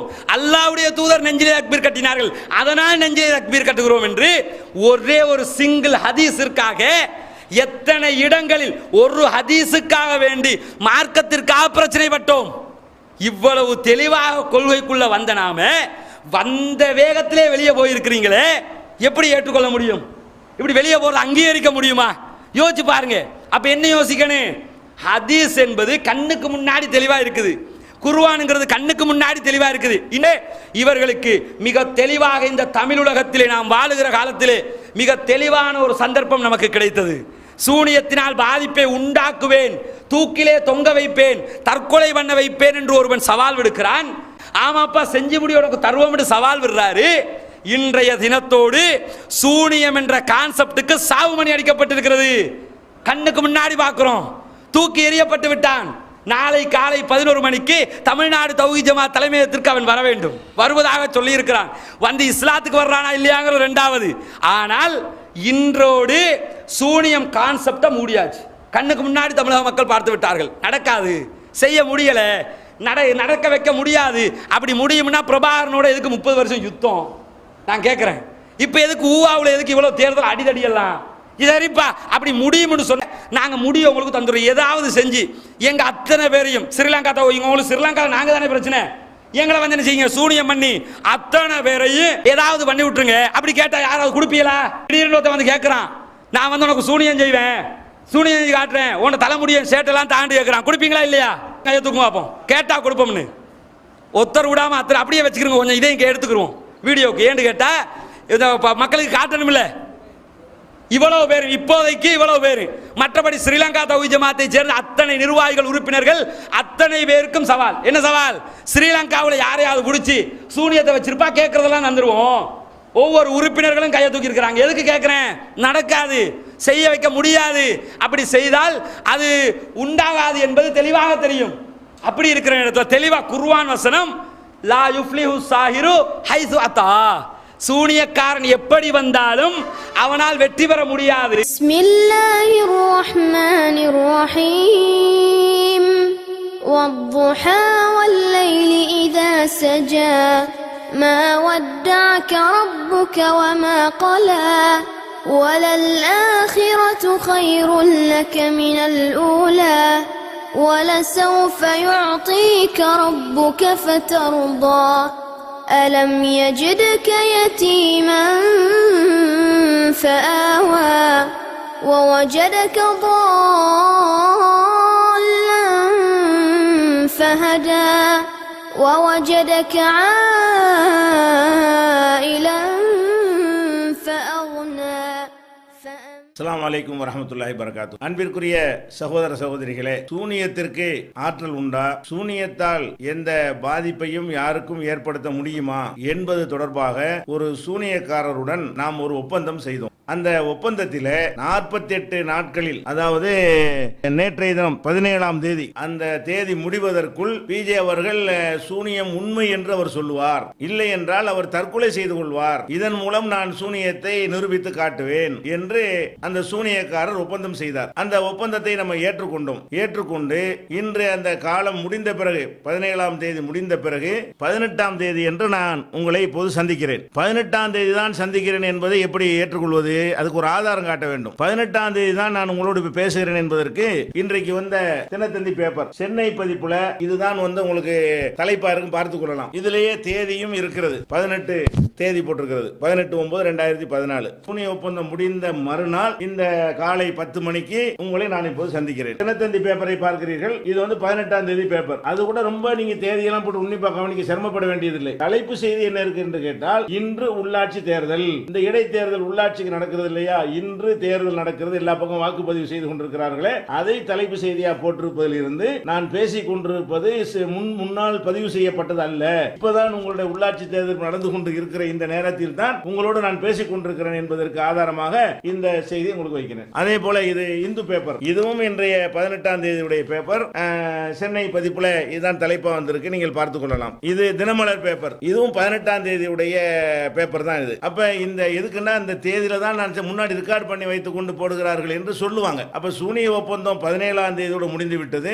எந்த டயத்துல முடியுது என்று போன் பண்ணி கேட்டோம். நடிச்சாம 2:30 மணிக்கு வரைக்கும் இருக்கு டைம்டாங்க, இல்ல ராத்திரியே போட்டிருப்போம், சில மகரிபோட போட்டு விட்டுருக்கலாம். இதை நடிச்சாம 2:30 மணிக்கு முடியுதுங்கிறதுனால சரி நடிச்சாம முடியட்டும், விடிந்த பிறகு நம்ம இதை வெளியிட்டுக் கொள்வோம் என்கிற அடிப்படையில் தான் சந்திக்கிறோம். சூனியம் 48 நாள் நேற்றோடு முடிந்து தேதியும் போடப்பட்டது 14ஆம் தேதியோடு என்று. இன்னும் சொல்ல போனால் இடையில் அந்த ஒப்பந்தம் அவர்கிட்ட பேசும் பொழுது ஒன்னும் நடக்கல, எப்ப நடக்கும், கரெக்டா 17 அன்னைக்கு நடக்கும் என்று அந்த சூனியக்காரர் வந்து திரும்ப ஒரு நெஞ்சாரு உறுதிமொழி சொன்னார். அப்ப அந்த நாள் முடிந்த பிறகு எனக்கு எந்த விதமான ஒரு உபாதையோ, சொல்ல போனால் ஏற்கனவே இருந்த ஒரு கால்வலி கூட இப்ப குறைந்து விட்டது, இல்லாமல் போய்விட்டது என்று கூட சொல்லலாம். அந்த அளவுக்கு ஒரு நல்ல நிலையில் தான் நான் இருக்கிறேனே தவிர என்னுடைய எந்த விதமான செயல்பாடுகள் எதிலையுமே எந்த விதமான பிரச்சனை ஏற்படவில்லை. அப்ப இந்த சூனியம் பொய் என்பதை நிரூபிப்பதற்காகத்தான் இந்த ஒப்பந்தம் போட்டோம். நிரூபணமாகிவிட்டது. சூனியத்தால் யாரும் யாருக்கும் எதுவும் செய்ய முடியாது. இதுக்காக வேண்டி இலக்கு வைத்து குறி வைத்து பல பூஜைகள் நடத்தியும் கூட ஒண்ணுமே ஆகவில்லை என்று சொன்னால் எப்படி சூனியத்தால் மற்றவங்களுக்கு பாதிப்பு ஏற்படுத்த முடியும் என்பது இப்ப நிரூபணமாகிவிட்டது. அதே நேரத்தில் இந்த வீடியோ கூட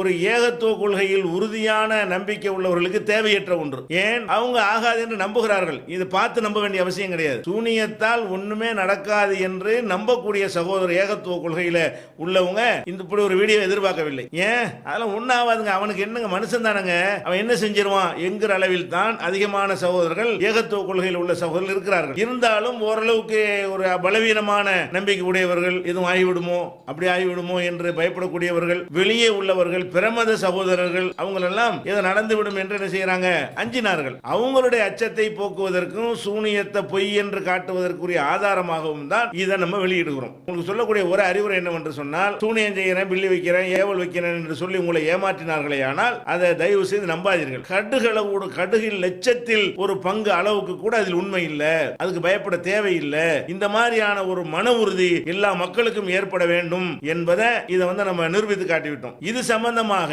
இன்னும் அதிகமான விவரங்களை நம்ம சொல்ல வேண்டி இருக்கிறது. இப்போதைக்கு அந்த தேதி வரைக்கும் ஒன்று நடக்கலை என்பதை சுருக்கமாக சொல்வதுதான் இதனுடைய நோக்கம். அந்த செய்திகளை வருகிற ஞாயிற்றுக்கிழமை என்று மண்ணடியில் தம்பு செட்டி தெருவில் சூனியத்திற்கு ஆற்றல் உண்டா என்பதை குறித்து விளக்கும் பொழுது இது குறித்து அதிகமான விவரங்களை இன்ஷா அல்லாஹ் நான் பகிர்ந்து கொள்கிறேன். இப்போதைக்கு சூனியம் பொய் தோர்த்து விட்டது என்பதற்கு ஆதாரமாக நான் உசுரோடு உங்கள் முன்னால் பேசிக் கொண்டிருக்கிறேன். அதை மட்டும் தெரிவித்து முடித்துக் கொள்கிறேன். ஒரு நாடகம் அரங்கேறுகிறது. என்ன நாடகம் தெரியுமா? அக்கரைப்பற்று அன்சார் மௌலவி என்பவர், நாம இவர் சூனியத்தினால் பாதிப்பை உண்டாக்க முடியும், ரசூலுல்லாஹ்வுக்கு சூனியம் செய்யப்பட்டுச்சு, இதை மறுக்கிற எஸ்எல்டிஜே முஅத்தஸிலா, டிஎன்டிஜே முஅத்தஸிலா, பிஜே ஜஹ்மியா, அவருக்கு கீழே இருக்கிற டிஎன்டிஜே இயக்கமே ஜஹ்மியாக்கள், இப்படி வழிகட்ட இயக்கங்கள்ல பேரை எல்லாம் சொல்லி காலாகாலமாக பயான் பண்ணிக்கிட்டு தெரிஞ்சாரு. இவருக்கு பல முறை நம்முடைய ஜமாத்து சார்பாக பகிரங்க விவாத அழைப்பை விடுத்தோம். ஸ்ரீலங்கா தௌஹீத் ஜமாத்து உங்களோட விவாதம் பண்ண தயாரா இருக்கிறோம், நீங்க சொல்றது நியாயமான வந்து நிரூபிச்சுட்டு போங்கன்னு சொன்னோம். சொன்னதுக்கு இவர் தந்த பதில் என்ன தெரியுமா? அவையல் எல்லாம் சின்ன சின்ன பொடியன்மார். அவர ஊர் பாசல அவையல் எல்லாம் சின்ன சின்ன பொடியன்மார், அவையலோட நான் விவாதம் பண்ண மாட்டேன். யாரோட? அவையல்ண்டா நாமலாம். அவங்க எல்லாம் எஸ்ஐடிஜில் இருக்கிறெல்லாம் சின்ன சின்ன பொடியன்மாரு, அவங்களோட விவாதம் பண்ண மாட்டேன் அப்படின்னாரு. சரி, அதற்கு பிறகு அப்பாஸ் அலி இருக்கிறாரே, தமிழ்நாடு தௌஹீத் ஜமாத்துடைய ஒரு முக்கிய பிரச்சாரர் அப்பாஸ் அலி அவர்கள் நான் விவாதத்துக்கு தயாருன்னாரு. அதுக்கு என்ன பதில் சொன்னார் தெரியுமா? அவர் பிஜேட தக்லீது, அதனால அவரோட விவாதம் பண்ண மாட்டேன். சரி, யாரோட தான் பண்ணுவிய என்று சொன்னா, இந்த நம்ம வாழத்தோட்டம் கிளை சகோதரர்களுக்கு ரொம்ப அறிமுகமானவர் தான் அன்சார் மௌலவி. ஏன்னு கேட்டால் அவங்க தான் அடிக்கடி அவர் ப்ரோக்ராமுக்கு போய் கூப்பிட்டுக்கிட்டு இருந்தாங்க. என்ன கூப்பிட்டாங்க? நீங்க விவாதத்துக்கு வரணும்னா என்ன சொன்னார் தெரியுமா? நான் தமிழ்நாட்டுக்கு சென்று, இந்தியாவுக்கு சென்று, என்னுடைய சொந்த பணத்தில் டிக்கெட் எடுத்து சென்று பிஜேயோடு விவாதிக்க தயார். பிஜே தயாராண்டா சொல்லுங்க, நான் இந்தியாவுக்கு போய் விவாதிப்பேன்னாரு. வழங்குதா? தெரியாம சொல்லிட்டார் போல் இருக்கு. வழங்குதா? நாம் என்ன செஞ்சோம் சொன்ன, பிஜே உடைய கடிதத்தை பெற்று அவரிடத்தில் ஒப்படைத்தோம். எப்போ ஒப்படைக்கப்படுதுன்னு கேட்டா, அவருக்கு 24/3/2014 அன்று, அதாவது 2014 3ஆம் மாதம் 24ஆம் தேதி அன்சார் தப்லீகியோடு விவாதிப்பதற்கு நான் தயார், அவருடைய சம்மதத்தை பெற்றுத்தார்கள் என்று நம்ம ஜமாத்துக்கு பிஜே கடிதம் தர்றாரு. அந்த கடிதத்தினுடைய போட்டோ காப்பியை இணைச்சு நம்ம ஜமாத்து சார்பாக 26ஆம் தேதி 3ஆம் மாசம் 26ஆம் தேதி அன்சார் மௌலவியுடைய சொந்த ஊரான அக்கரைப்பற்றுக்கு அவருடைய மர்கஸுக்கு தேடி போய் கொடுக்கிறதுக்கு நம்முடைய மாவட்ட நிர்வாகம் முயற்சி செய்யறாங்க. அவர் என்ன சொல்றாரு தெரியுமா? எஸ்ஐடி கடிதத்தை கூட நான் எடுக்க மாட்டேன். எப்படி? பிஜே எனக்கு மெயில அனுப்ப சொல்லுங்க, இல்லாட்டி நீங்க எனக்கு போஸ்ட்ல அனுப்புங்க. என் கையில கொண்டாந்துருக்க மாலிம் சார் எடுக்க மாட்டேன். அந்த வீடியோ எல்லாம் பார்த்துருப்பிய, எடுக்க மாட்டேன்னு அந்த வீடியோ பண்றாங்க. எடுக்க மாட்டேன்னு அவர் பாட்டுக்கு போய்கிட்டு தான் இருக்காரு. கடைசியில் அவருக்கு வந்து இப்போ ரெஜிஸ்டர் போஸ்ட்லையும் அனுப்பி அவரோட செயலாளர்கிட்டையும் கொடுத்து கையில் சேப்பிச்சாச்சு. சேப்பிச்சதுக்கு பிறகு அவர் என்ன அதில் பிஜே என்ன எழுதுறாருன்னு கேட்டால் 3ஆம் மாதம் மார்ச் மாதம் கடிதம் கொடுக்குறாரு. கடிதத்தில் சொல்றாரு, ஏப்ரல் மாதம் 20ஆம் தேதி தொடக்கம் 30ஆம் தேதிக்குள் விவாத ஒப்பந்தம் போடுவதற்கு ஒரு நாளை நீங்கள் தீர்மானித்து சொல்லுங்கள். ஏப்ரல் மாதம் 20 தொடக்கம் 30 வரை ஒரு டேட்டை சொல்லுங்க, அந்த டேட்டில் சென்னையில் ஒப்பந்தம் போட்டு விவாதம் எப்பன்னு முடிவெடுத்துருவோம் அப்படின்னு கடிதம் அனுப்புறாரு. இந்த கடிதத்திற்கு 2014 இந்த வருடம் 4ஆம் மாதம் 7ஆம் தேதி என்ன செய்யறாருன்னு கேட்டா அன்சார் மௌலவி அவர்கள் பதில் அனுப்புகிறார். கிட்டத்தட்ட ஒரு 10 நாளைக்கு பிறகு பதில் அனுப்புறாரு. அந்த பதில் என்ன அனுப்புறாருன்னு கேட்டா பிஜே வந்து ஏப்ரல் மாதம் விவாத ஒப்பந்தம் செய்வோம்னாரு. இவர் என்ன சொல்றாருன்னு கேட்டா ஜூன் மாதம் 17ஆம் தேதியிலிருந்து 27ஆம் தேதிக்குள் நாம வந்து விவாத ஒப்பந்தத்தை வச்சுக்கிருவோம். 6ஆம் மாதம் வச்சுக்கிறோம்ங்கிறார். 4ஆம் மாதத்தை 6வது மாதத்தில் நாம ஒப்பந்தத்தை வச்சுக்கிருவோம். நான் சென்னைக்கு வர்றேன் ஒப்பந்தத்துக்கு அப்படிங்கிறாரு. ஏன் தெரியுமா? இப்போ வந்து விசா கிடைக்கலன்னு சொல்றாருல, 3ஆம் மாதம் விசா கிடைச்சிருக்கும் விலகுதா. ஆனால் என்ன சொல்றாருன்னு கேட்டா 4ஆம் மாதம் எனக்கு வர முடியாது, நான் 6வது மாதம் வர்றேன் அவரே டேட்டை போடுறாரு. அதில் ஒப்பந்தத்தில் அவர் எழுதுறார் கடிதத்தில், ஒப்பந்தத்தில் கண்டிப்பாக பிஜே கலந்து கொள்ள வேண்டும். விவாதத்துக்கு முன்னாடி உள்ள ஒப்பந்தம் இருக்குது, எப்படி விவாதம் செய்ய போறோம்னு அதில் பிஜே இருக்கணுங்கிறாரு. இந்த கடிதத்திற்கு 2014 4ஆம் மாதம் 10ஆம் தேதி இவர் கடிதம் போட்டு 3 நாளில் பிஜே ரிப்ளை பண்றாரு. அந்த கடிதத்தில் என்ன சொல்றாருன்னு கேட்டா கண்டிப்பாக நான் ஒப்பந்தத்தில் கலந்து கொள்வேன். பிஜே தானே ஒப்பந்தத்தில் கலந்து கொள்ளணும், ஆமா நான் கலந்து கொள்வேங்கிறாரு. கலந்து கொள்வது மட்டும் இல்லாம ஜூன் மாதம் நீங்க சொன்னது மாதிரி அன்சார் மௌலவி விரும்பியதை போன்று ஜூன் மாதமே ஒப்பந்தம் செய்து கொள்வோம்ங்கிறது முடிவாக்கப்பட்டு பிஜே வந்து அதுக்குரிய கடிதத்தை அனுப்பி வைக்கிறார். அனுப்பி வைக்கும் போது கடிதத்தில் எழுதுறாரு, 4ஆம் மாதம் 17ஆம் தேதிக்கு முன்பதாக இதுக்கு பதில் தாருங்கள் அப்படிங்கிறாரு. டேட்டுகள் கொஞ்சம் இப்படி பிறகு நீங்க வீடியோ போட்டு பார்த்தீங்கன்னா டேட் விளங்கிரு.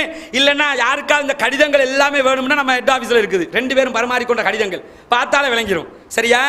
அப்ப அந்த கடிதத்துக்கு 4ஆம் மாதம் 14ஆம் தேதி அன்சார் மௌலவி பதில் அனுப்புறாரு. என்ன அந்த பதில் என்ன குறிப்பிடாரு தெரியுமா? 2 தலைப்புல தான் நான் விவாதிப்பேன், வேற எந்த தலைப்புலையும் விவாதிக்க மாட்டேன். ஒவ்வொரு கண்டிஷனா போடுறாரு, நீங்க வரணும் அது வரணும். பிஜே என்ன சொல்றாரு, நீங்கள் குறிப்பிட்டதை போன்று 2 தலைப்புகளிலேயே விவாதிக்கலாம் என்று சொல்லி 18/4/2014 4ஆம் மாதம் 18ஆம் தேதி இவர் கடிதம் அனுப்பி 4 நாள்ல திருப்பி ரிப்ளை பண்றாரு.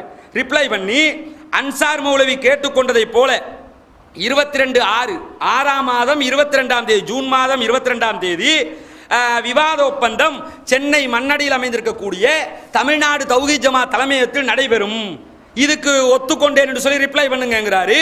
அதுக்கு என்ன செய்யறாருன்னு கேட்டா ரிப்ளை பண்றாரு. ஓகே, அன்சார் மௌலவி என்ன செய்யறாரு, 6ஆம் மாதம் 22ஆம் தேதி விவாத ஒப்பந்தம் பண்ணுவோம் ரிப்ளை பண்ணிடுறாரு. பண்ணிட்டு திரும்ப என்ன செய்யறாரு தெரியுமா, 6ஆம் மாதம் 22ஆம் தேதி ஒப்பந்தம் இருக்கல 5ஆம் மாதம் 26ஆம் தேதி, இதை கொஞ்சம் ஞாபகத்தில் வச்சுக்கிறீங்க.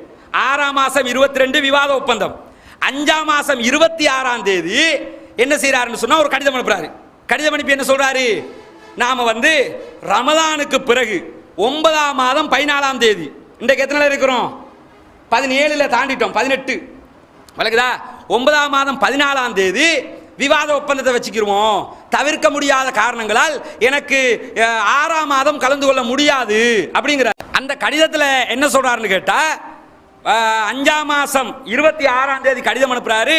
எனக்கு 6ஆம் மாதம் 22ஆம் தேதி ஒப்பந்தத்துக்கு வர முடியல, தவிர்க்க முடியாத சில காரணங்கள், அதனால 9ஆம் மாதம் 14ஆம் தேதி விவாத ஒப்பந்தத்தை வச்சுக்கிருவோம். இது எதுக்கு நான் சொல்ல வர்றேன்னு கேட்டா இது இந்த அனுப்பினதில் ஒரு இக்குமத்தை நான் சொல்றேன். ஏன்னா இப்ப அவர் நடந்துக்கிறது அதுதான் காட்டுது. இவர் இந்த கடிதம் அனுப்புறதுக்கு முன்னாடி 6ஆம் மாதம் 22 விவாத ஒப்பந்தம் இருந்துச்சே, அந்த டைம்ல பிஜே சூனியம் தலைப்பு பேச போறாருன்னு அறிவிப்பு வெளியாயிடுச்சு. அவங்களுக்கு பிஜே ரமலான்ல இஸ்லாத்தின் பார்வையில் சூனியம் என்ற ஒரு தலைப்பு உரையாற்ற போறான்னு விளம்பரம் எல்லாம் வெளியாயிடுச்சு. அப்ப என்ன பாக்குறாரு, சரி தலைப்பை பேசவே போறாருங்கிறாரு, மொத்தத்தில் கேட்டுட்டே போகும்னு முடிவெடுத்தாரோ தெரியல, ரமலானுக்கு பிறகு விவாத ஒப்பந்தம் முடிவு அறிவிக்கிறாரு. பிஜேஎம் என்ன சொன்னாரு, சரி பிரச்சனை இல்லைன்னு சொல்லி 9ஆம் மாதம் 17ஆம் தேதி 14ஆம் தேதி விவாத ஒப்பந்தம் செய்வதற்கு நான் ஒத்துக்கொள்கிறேன் என்று பிஜேயும் கடிதம் அனுப்பிவிட்டார். அனுப்பினா 9ஆம் மாதம் 14ஆம் இந்த மாதம் 14ஆம் தேதி ஒப்பந்தம். அதை பற்றி ஒரு வார்த்தை கூட பேசாமல் அப்படியே அவரும் அவரை சார்ந்தவர்களும் அப்படியே அமைதி காக்கிறார்கள். அப்போ பிஜே என்ன செய்கிறாருன்னு கேட்டால், திரும்ப 8ஆம் மாதம் 6ஆம் தேதி 9ஆம் மாதம் 14 விவாத ஒப்பந்தம், 8ஆம் மாதம் 6ஆம் தேதி ஒரு கடிதம் அனுப்புகிறாரு, நினைவூட்டல். என்ன நினைவூட்டல்? 9ஆம் மாதம் 14ஆம் தேதி நம்ம 2 பேருக்கு இடையில ஒப்பந்தம் இருக்குது, மறக்காம டைமுக்கு வந்து சேர்ந்துருங்கன்னு ஒரு கடிதம் அனுப்புகிறாரு. நாம் ஒவ்வொரு கடிதத்தையும் பிஜேயும் இமெயில் அனுப்புவார். நாம் என்ன செய்வோம் தெரியுமா, மாவட்ட நிர்வாகம் ஊடாக நம்முடைய அதாவது கிழக்கு மாகாணம் இருக்குல்ல, அம்பாறை மாவட்ட நிர்வாகிகள் நேரடியாக போய் அன்சார் மௌலிட்ட கொடுத்துட்டு வருவாங்க. இப்படி கொடுத்துட்டு வந்து நினைவூட்டல் அனுப்பியாச்சு. அனுப்பினா இப்போ நினைவூட்டல் கடிதத்துக்கு எந்த ரிப்ளையும் அவர் பண்ணலை. வர்றேன் வரமாட்டேதாவது சொல்லணும்ல, ரிப்ளை பண்ணவும் தேவையில்ல. அவர் ஏன் வந்தே ஆகணுமே. அப்போ ரிப்ளை பண்ணாமல் அவர் இருக்கிறாரு. இப்போ பதில் சொல்லாமல் என்ன செய்கிறாருன்னு கேட்டால், 14ஆம் தேதி ஒப்பந்தம். எப்ப? இந்த மாதம் 14ஆம் தேதி விவாத ஒப்பந்தம். 10ஆம் தேதி ஒரு கடிதம் அனுப்புறாரு. 4 நாள் இருக்கு ஒப்பந்தத்துக்கு. அப்போ ஒரு கடிதம் அனுப்புறாரு. அந்த கடிதத்தில் என்ன அனுப்புறாருன்னு கேட்டா, எனக்கு இந்தியாவுக்கான விசா எடுக்க முடியாம போயிடுச்சு, அதனால எனக்கு ஒப்பந்தத்துக்கு வரணுமா இருந்தா டிஎன்டிஜில இருந்து ஒரு கடிதம் அனுப்புங்க, அன்சார் மௌலவியை இன்வைட் பண்ணி ஒப்பந்தத்துக்கு இன்வைட் பண்ணி ஒரு கடிதம் அனுப்புங்க, எனக்கு அதை இமிகிரேஷன் விசா ஆஃபீஸுக்கு கொடுத்து நான் விசா எடுத்துக்கொள்வேன் ஒரு கடிதம் அனுப்புறாரு.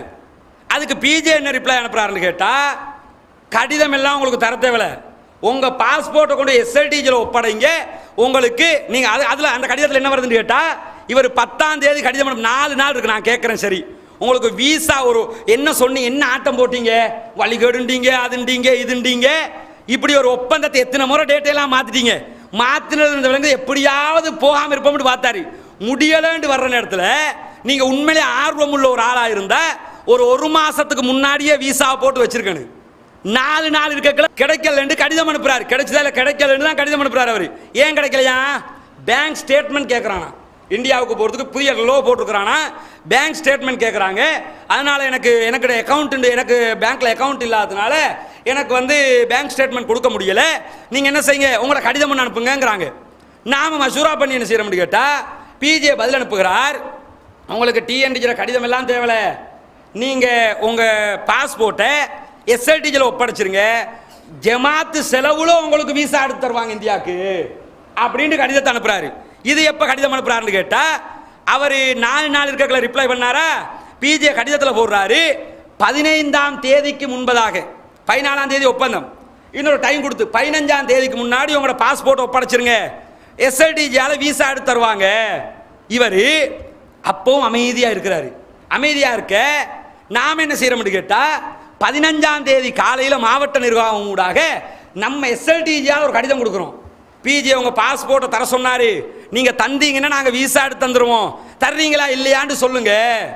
15ஆம் தேதி கொடுக்குறோம். 15ஆம் தேதி ஈவினிங் டேட் அந்த என்ன காலத்தை வீணடிக்கிறது, ஃபுல்லா டேட் முடிஞ்சதுக்கு பிறகு 15ஆம் தேதி ஈவினிங் ஒரு கடிதம் அனுப்புறாரு. 2 பக்க கடிதத்தில் பிஜேக்கு, நீங்கள் கிரிமினல் வேலை செய்கிறீர்கள். என்ன கிரிமினல் வேலையா, பேங்க் ஸ்டேட்மெண்ட் இருந்தால் தான் விசா எடுக்க முடியும், ஆனா எஸ்எல்டிஜில கொடுத்து கள்ளத்தனமா விசா எடுக்க வச்சு என்ன மாட்டி விட பாக்குறீங்க, அவருக்கு தேவையா கேக்குறேனா, சிறப்பா இருக்குதா இல்லையா?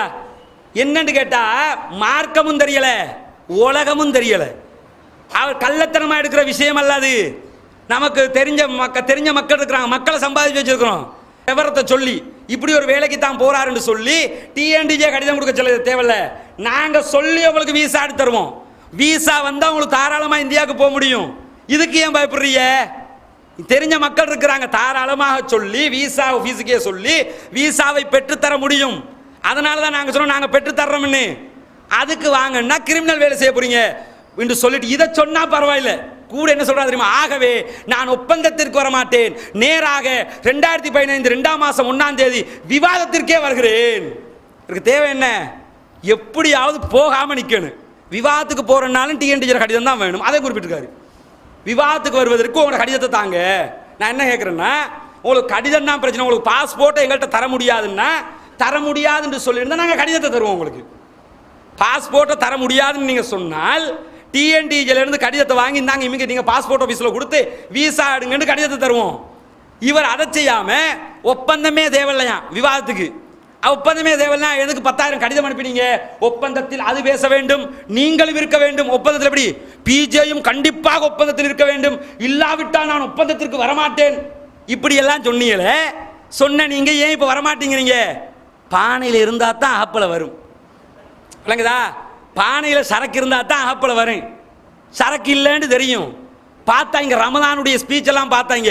இவர் மட்டும்தான் உலகத்திலே இதை சொன்னாருன்னாங்க. ரமதான்ல ஒரு நாள் தனியே பேசின உரையில் என்ன பேசுறாரு? உலகத்திலே சூனியத்தினால் எந்த பாதிப்பும் நிகழாது என்று எந்தெந்த அறிஞர்கள் எல்லாம் சொல்லியிருக்காங்கன்னு ஒரு பட்டியலையும் போட்டாரு. எல்லாத்தையும் பார்த்தாங்க. ஆஹா, இவ்வளவு நாள் நாம மூத்தசிலாண்டமே, இப்ப போனோம்னா மாட்டிட்டு முழிக்க வேண்டி வருமே, ஜமாலியாலே தப்பிக்க முடியாம போச்சே. எப்படி? ஏற்கனவே ஒருத்தர் எஸ்எல்டிஜியோடு விவாதிக்க மாட்டேன், இந்தியாவுக்கு போய் விவாதிப்பேன். அங்க போய் நின்றுக்கிட்டு எனக்கு எஸ்எல்டிஜி வந்தா தான் பேசுவேன். இது மாதிரி இந்த ஆங்கிள் தான் சொல்லி பார்த்தாரு. பிஜியோடு தான் விவாதிப்பேன். இப்ப கூட ஒன்றும் கெட்டு போகல. சகோதரர் அன்சார் மௌலி அவங்களுக்கு இந்த உரையினூடாக சொல்லிக் கொள்வது என்னவென்றால், நீங்க இந்தியாவுக்கு போக மாட்டீங்க, போற எண்ணம் இல்லைங்கிறது பார்த்தா விளங்குது. விளங்குதா? ஏன் சொல்ல வரேன் தெரியுமா? இதை சொன்ன உடனே சொல்லுவாரு, என்னுடைய உள்ளத்தை உங்களால் அறிய முடியுமா? பிஜே கேட்கிறாரு. நான் கேட்கிறேன், பிஜே கிரிமினல் வேலை செஞ்சாருன்னு அவர உள்ளத்தை நீங்க எப்படி அறிஞ்சீங்க? அப்ப எப்படி? அவருக்கு வந்தால் சரி, மற்றவனுக்கு வந்தால் பிழை. நான் என்ன கேட்கிறேன்னு கேட்டா, நீங்க ஒவ்வொன்றா யோசிச்சு பாருங்க. ஒப்பந்தத்துக்கு பிஜேயோடு தான் விவாதிப்பேன்னாரு. நம்ம சகோதரர்கள் போய் கேட்டு கடிதத்தை கொண்டே கொடுத்தாங்க. ஒப்பந்தத்துக்கு வாங்கன்றதோட 6ஆம் மாசம் 4ஆம் மாசம் வாங்கண்டார் பிஜே, 6ஆம் மாசம் வர்றேன்டாரு. 6ஆம் மாசம் விவாதத்துக்கு ஒப்பந்தத்துக்கு வருவார் என்று எதிர்பார்த்தா ரமதானுக்கு பிறகு வாரேன்னு திருப்பி இவரே கடிதம் அனுப்புறாரு. ரமதானுக்கு பிறகு விவாதத்துக்கு வருவது சம்பந்தமாக எந்த ஒரு சத்தமும் இல்லாம அமைதியா இருக்கிறாரு. பிஜே மறந்துடுவார் போல் இருக்குன்னு நினைச்சிட்டு இருந்தார் போல் இருக்கு. அதுக்கு பிறகு பிஜே என்ன செய்யறாரு? நினைவூட்டல் கடிதம் அனுப்புறாரு. அதுக்கும் எந்த ரிப்ளை பண்ணாம விவாத ஒப்பந்தம் செய்வதற்கு வெறும் 4 நாட்கள் இருக்கும் போது எனக்கு விசா கிடைக்கலங்கிறாரு. உங்களுக்கு 5 நாள்ல நாங்க விசா எடுத்து தர்றோம், பாஸ்போர்ட் தாங்கன்னா அதுக்கு எந்த ரிப்ளையும் பண்ணாம இருக்கிறாரு. கடைசியில் அந்த டேட் கொடுத்த டேட் முடிஞ்சதுக்கு பிறகு எனக்கு கிரிமினல் வேலை பாக்குறீங்க, என்ன மாட்டி விட பாக்குறீங்க அப்படிங்கிறாரு. இன்னொன்னு என்ன தெரியுமா? இந்த கடிதம், இந்த கடைசி கடிதம் கொடுத்தமே, பாஸ்போர்ட்டை தாங்க, பிஜி அனுப்பினாரு, பாஸ்போர்ட்டை தாங்க, விசா எடுத்து தருவாங்க. இந்த கடிதத்தை கொடுப்பதற்கு நாங்க பட்ட பாடு இருக்கிற சுபஹானல்லாஹ், கொழும்புல தான் இருக்கிறாரு.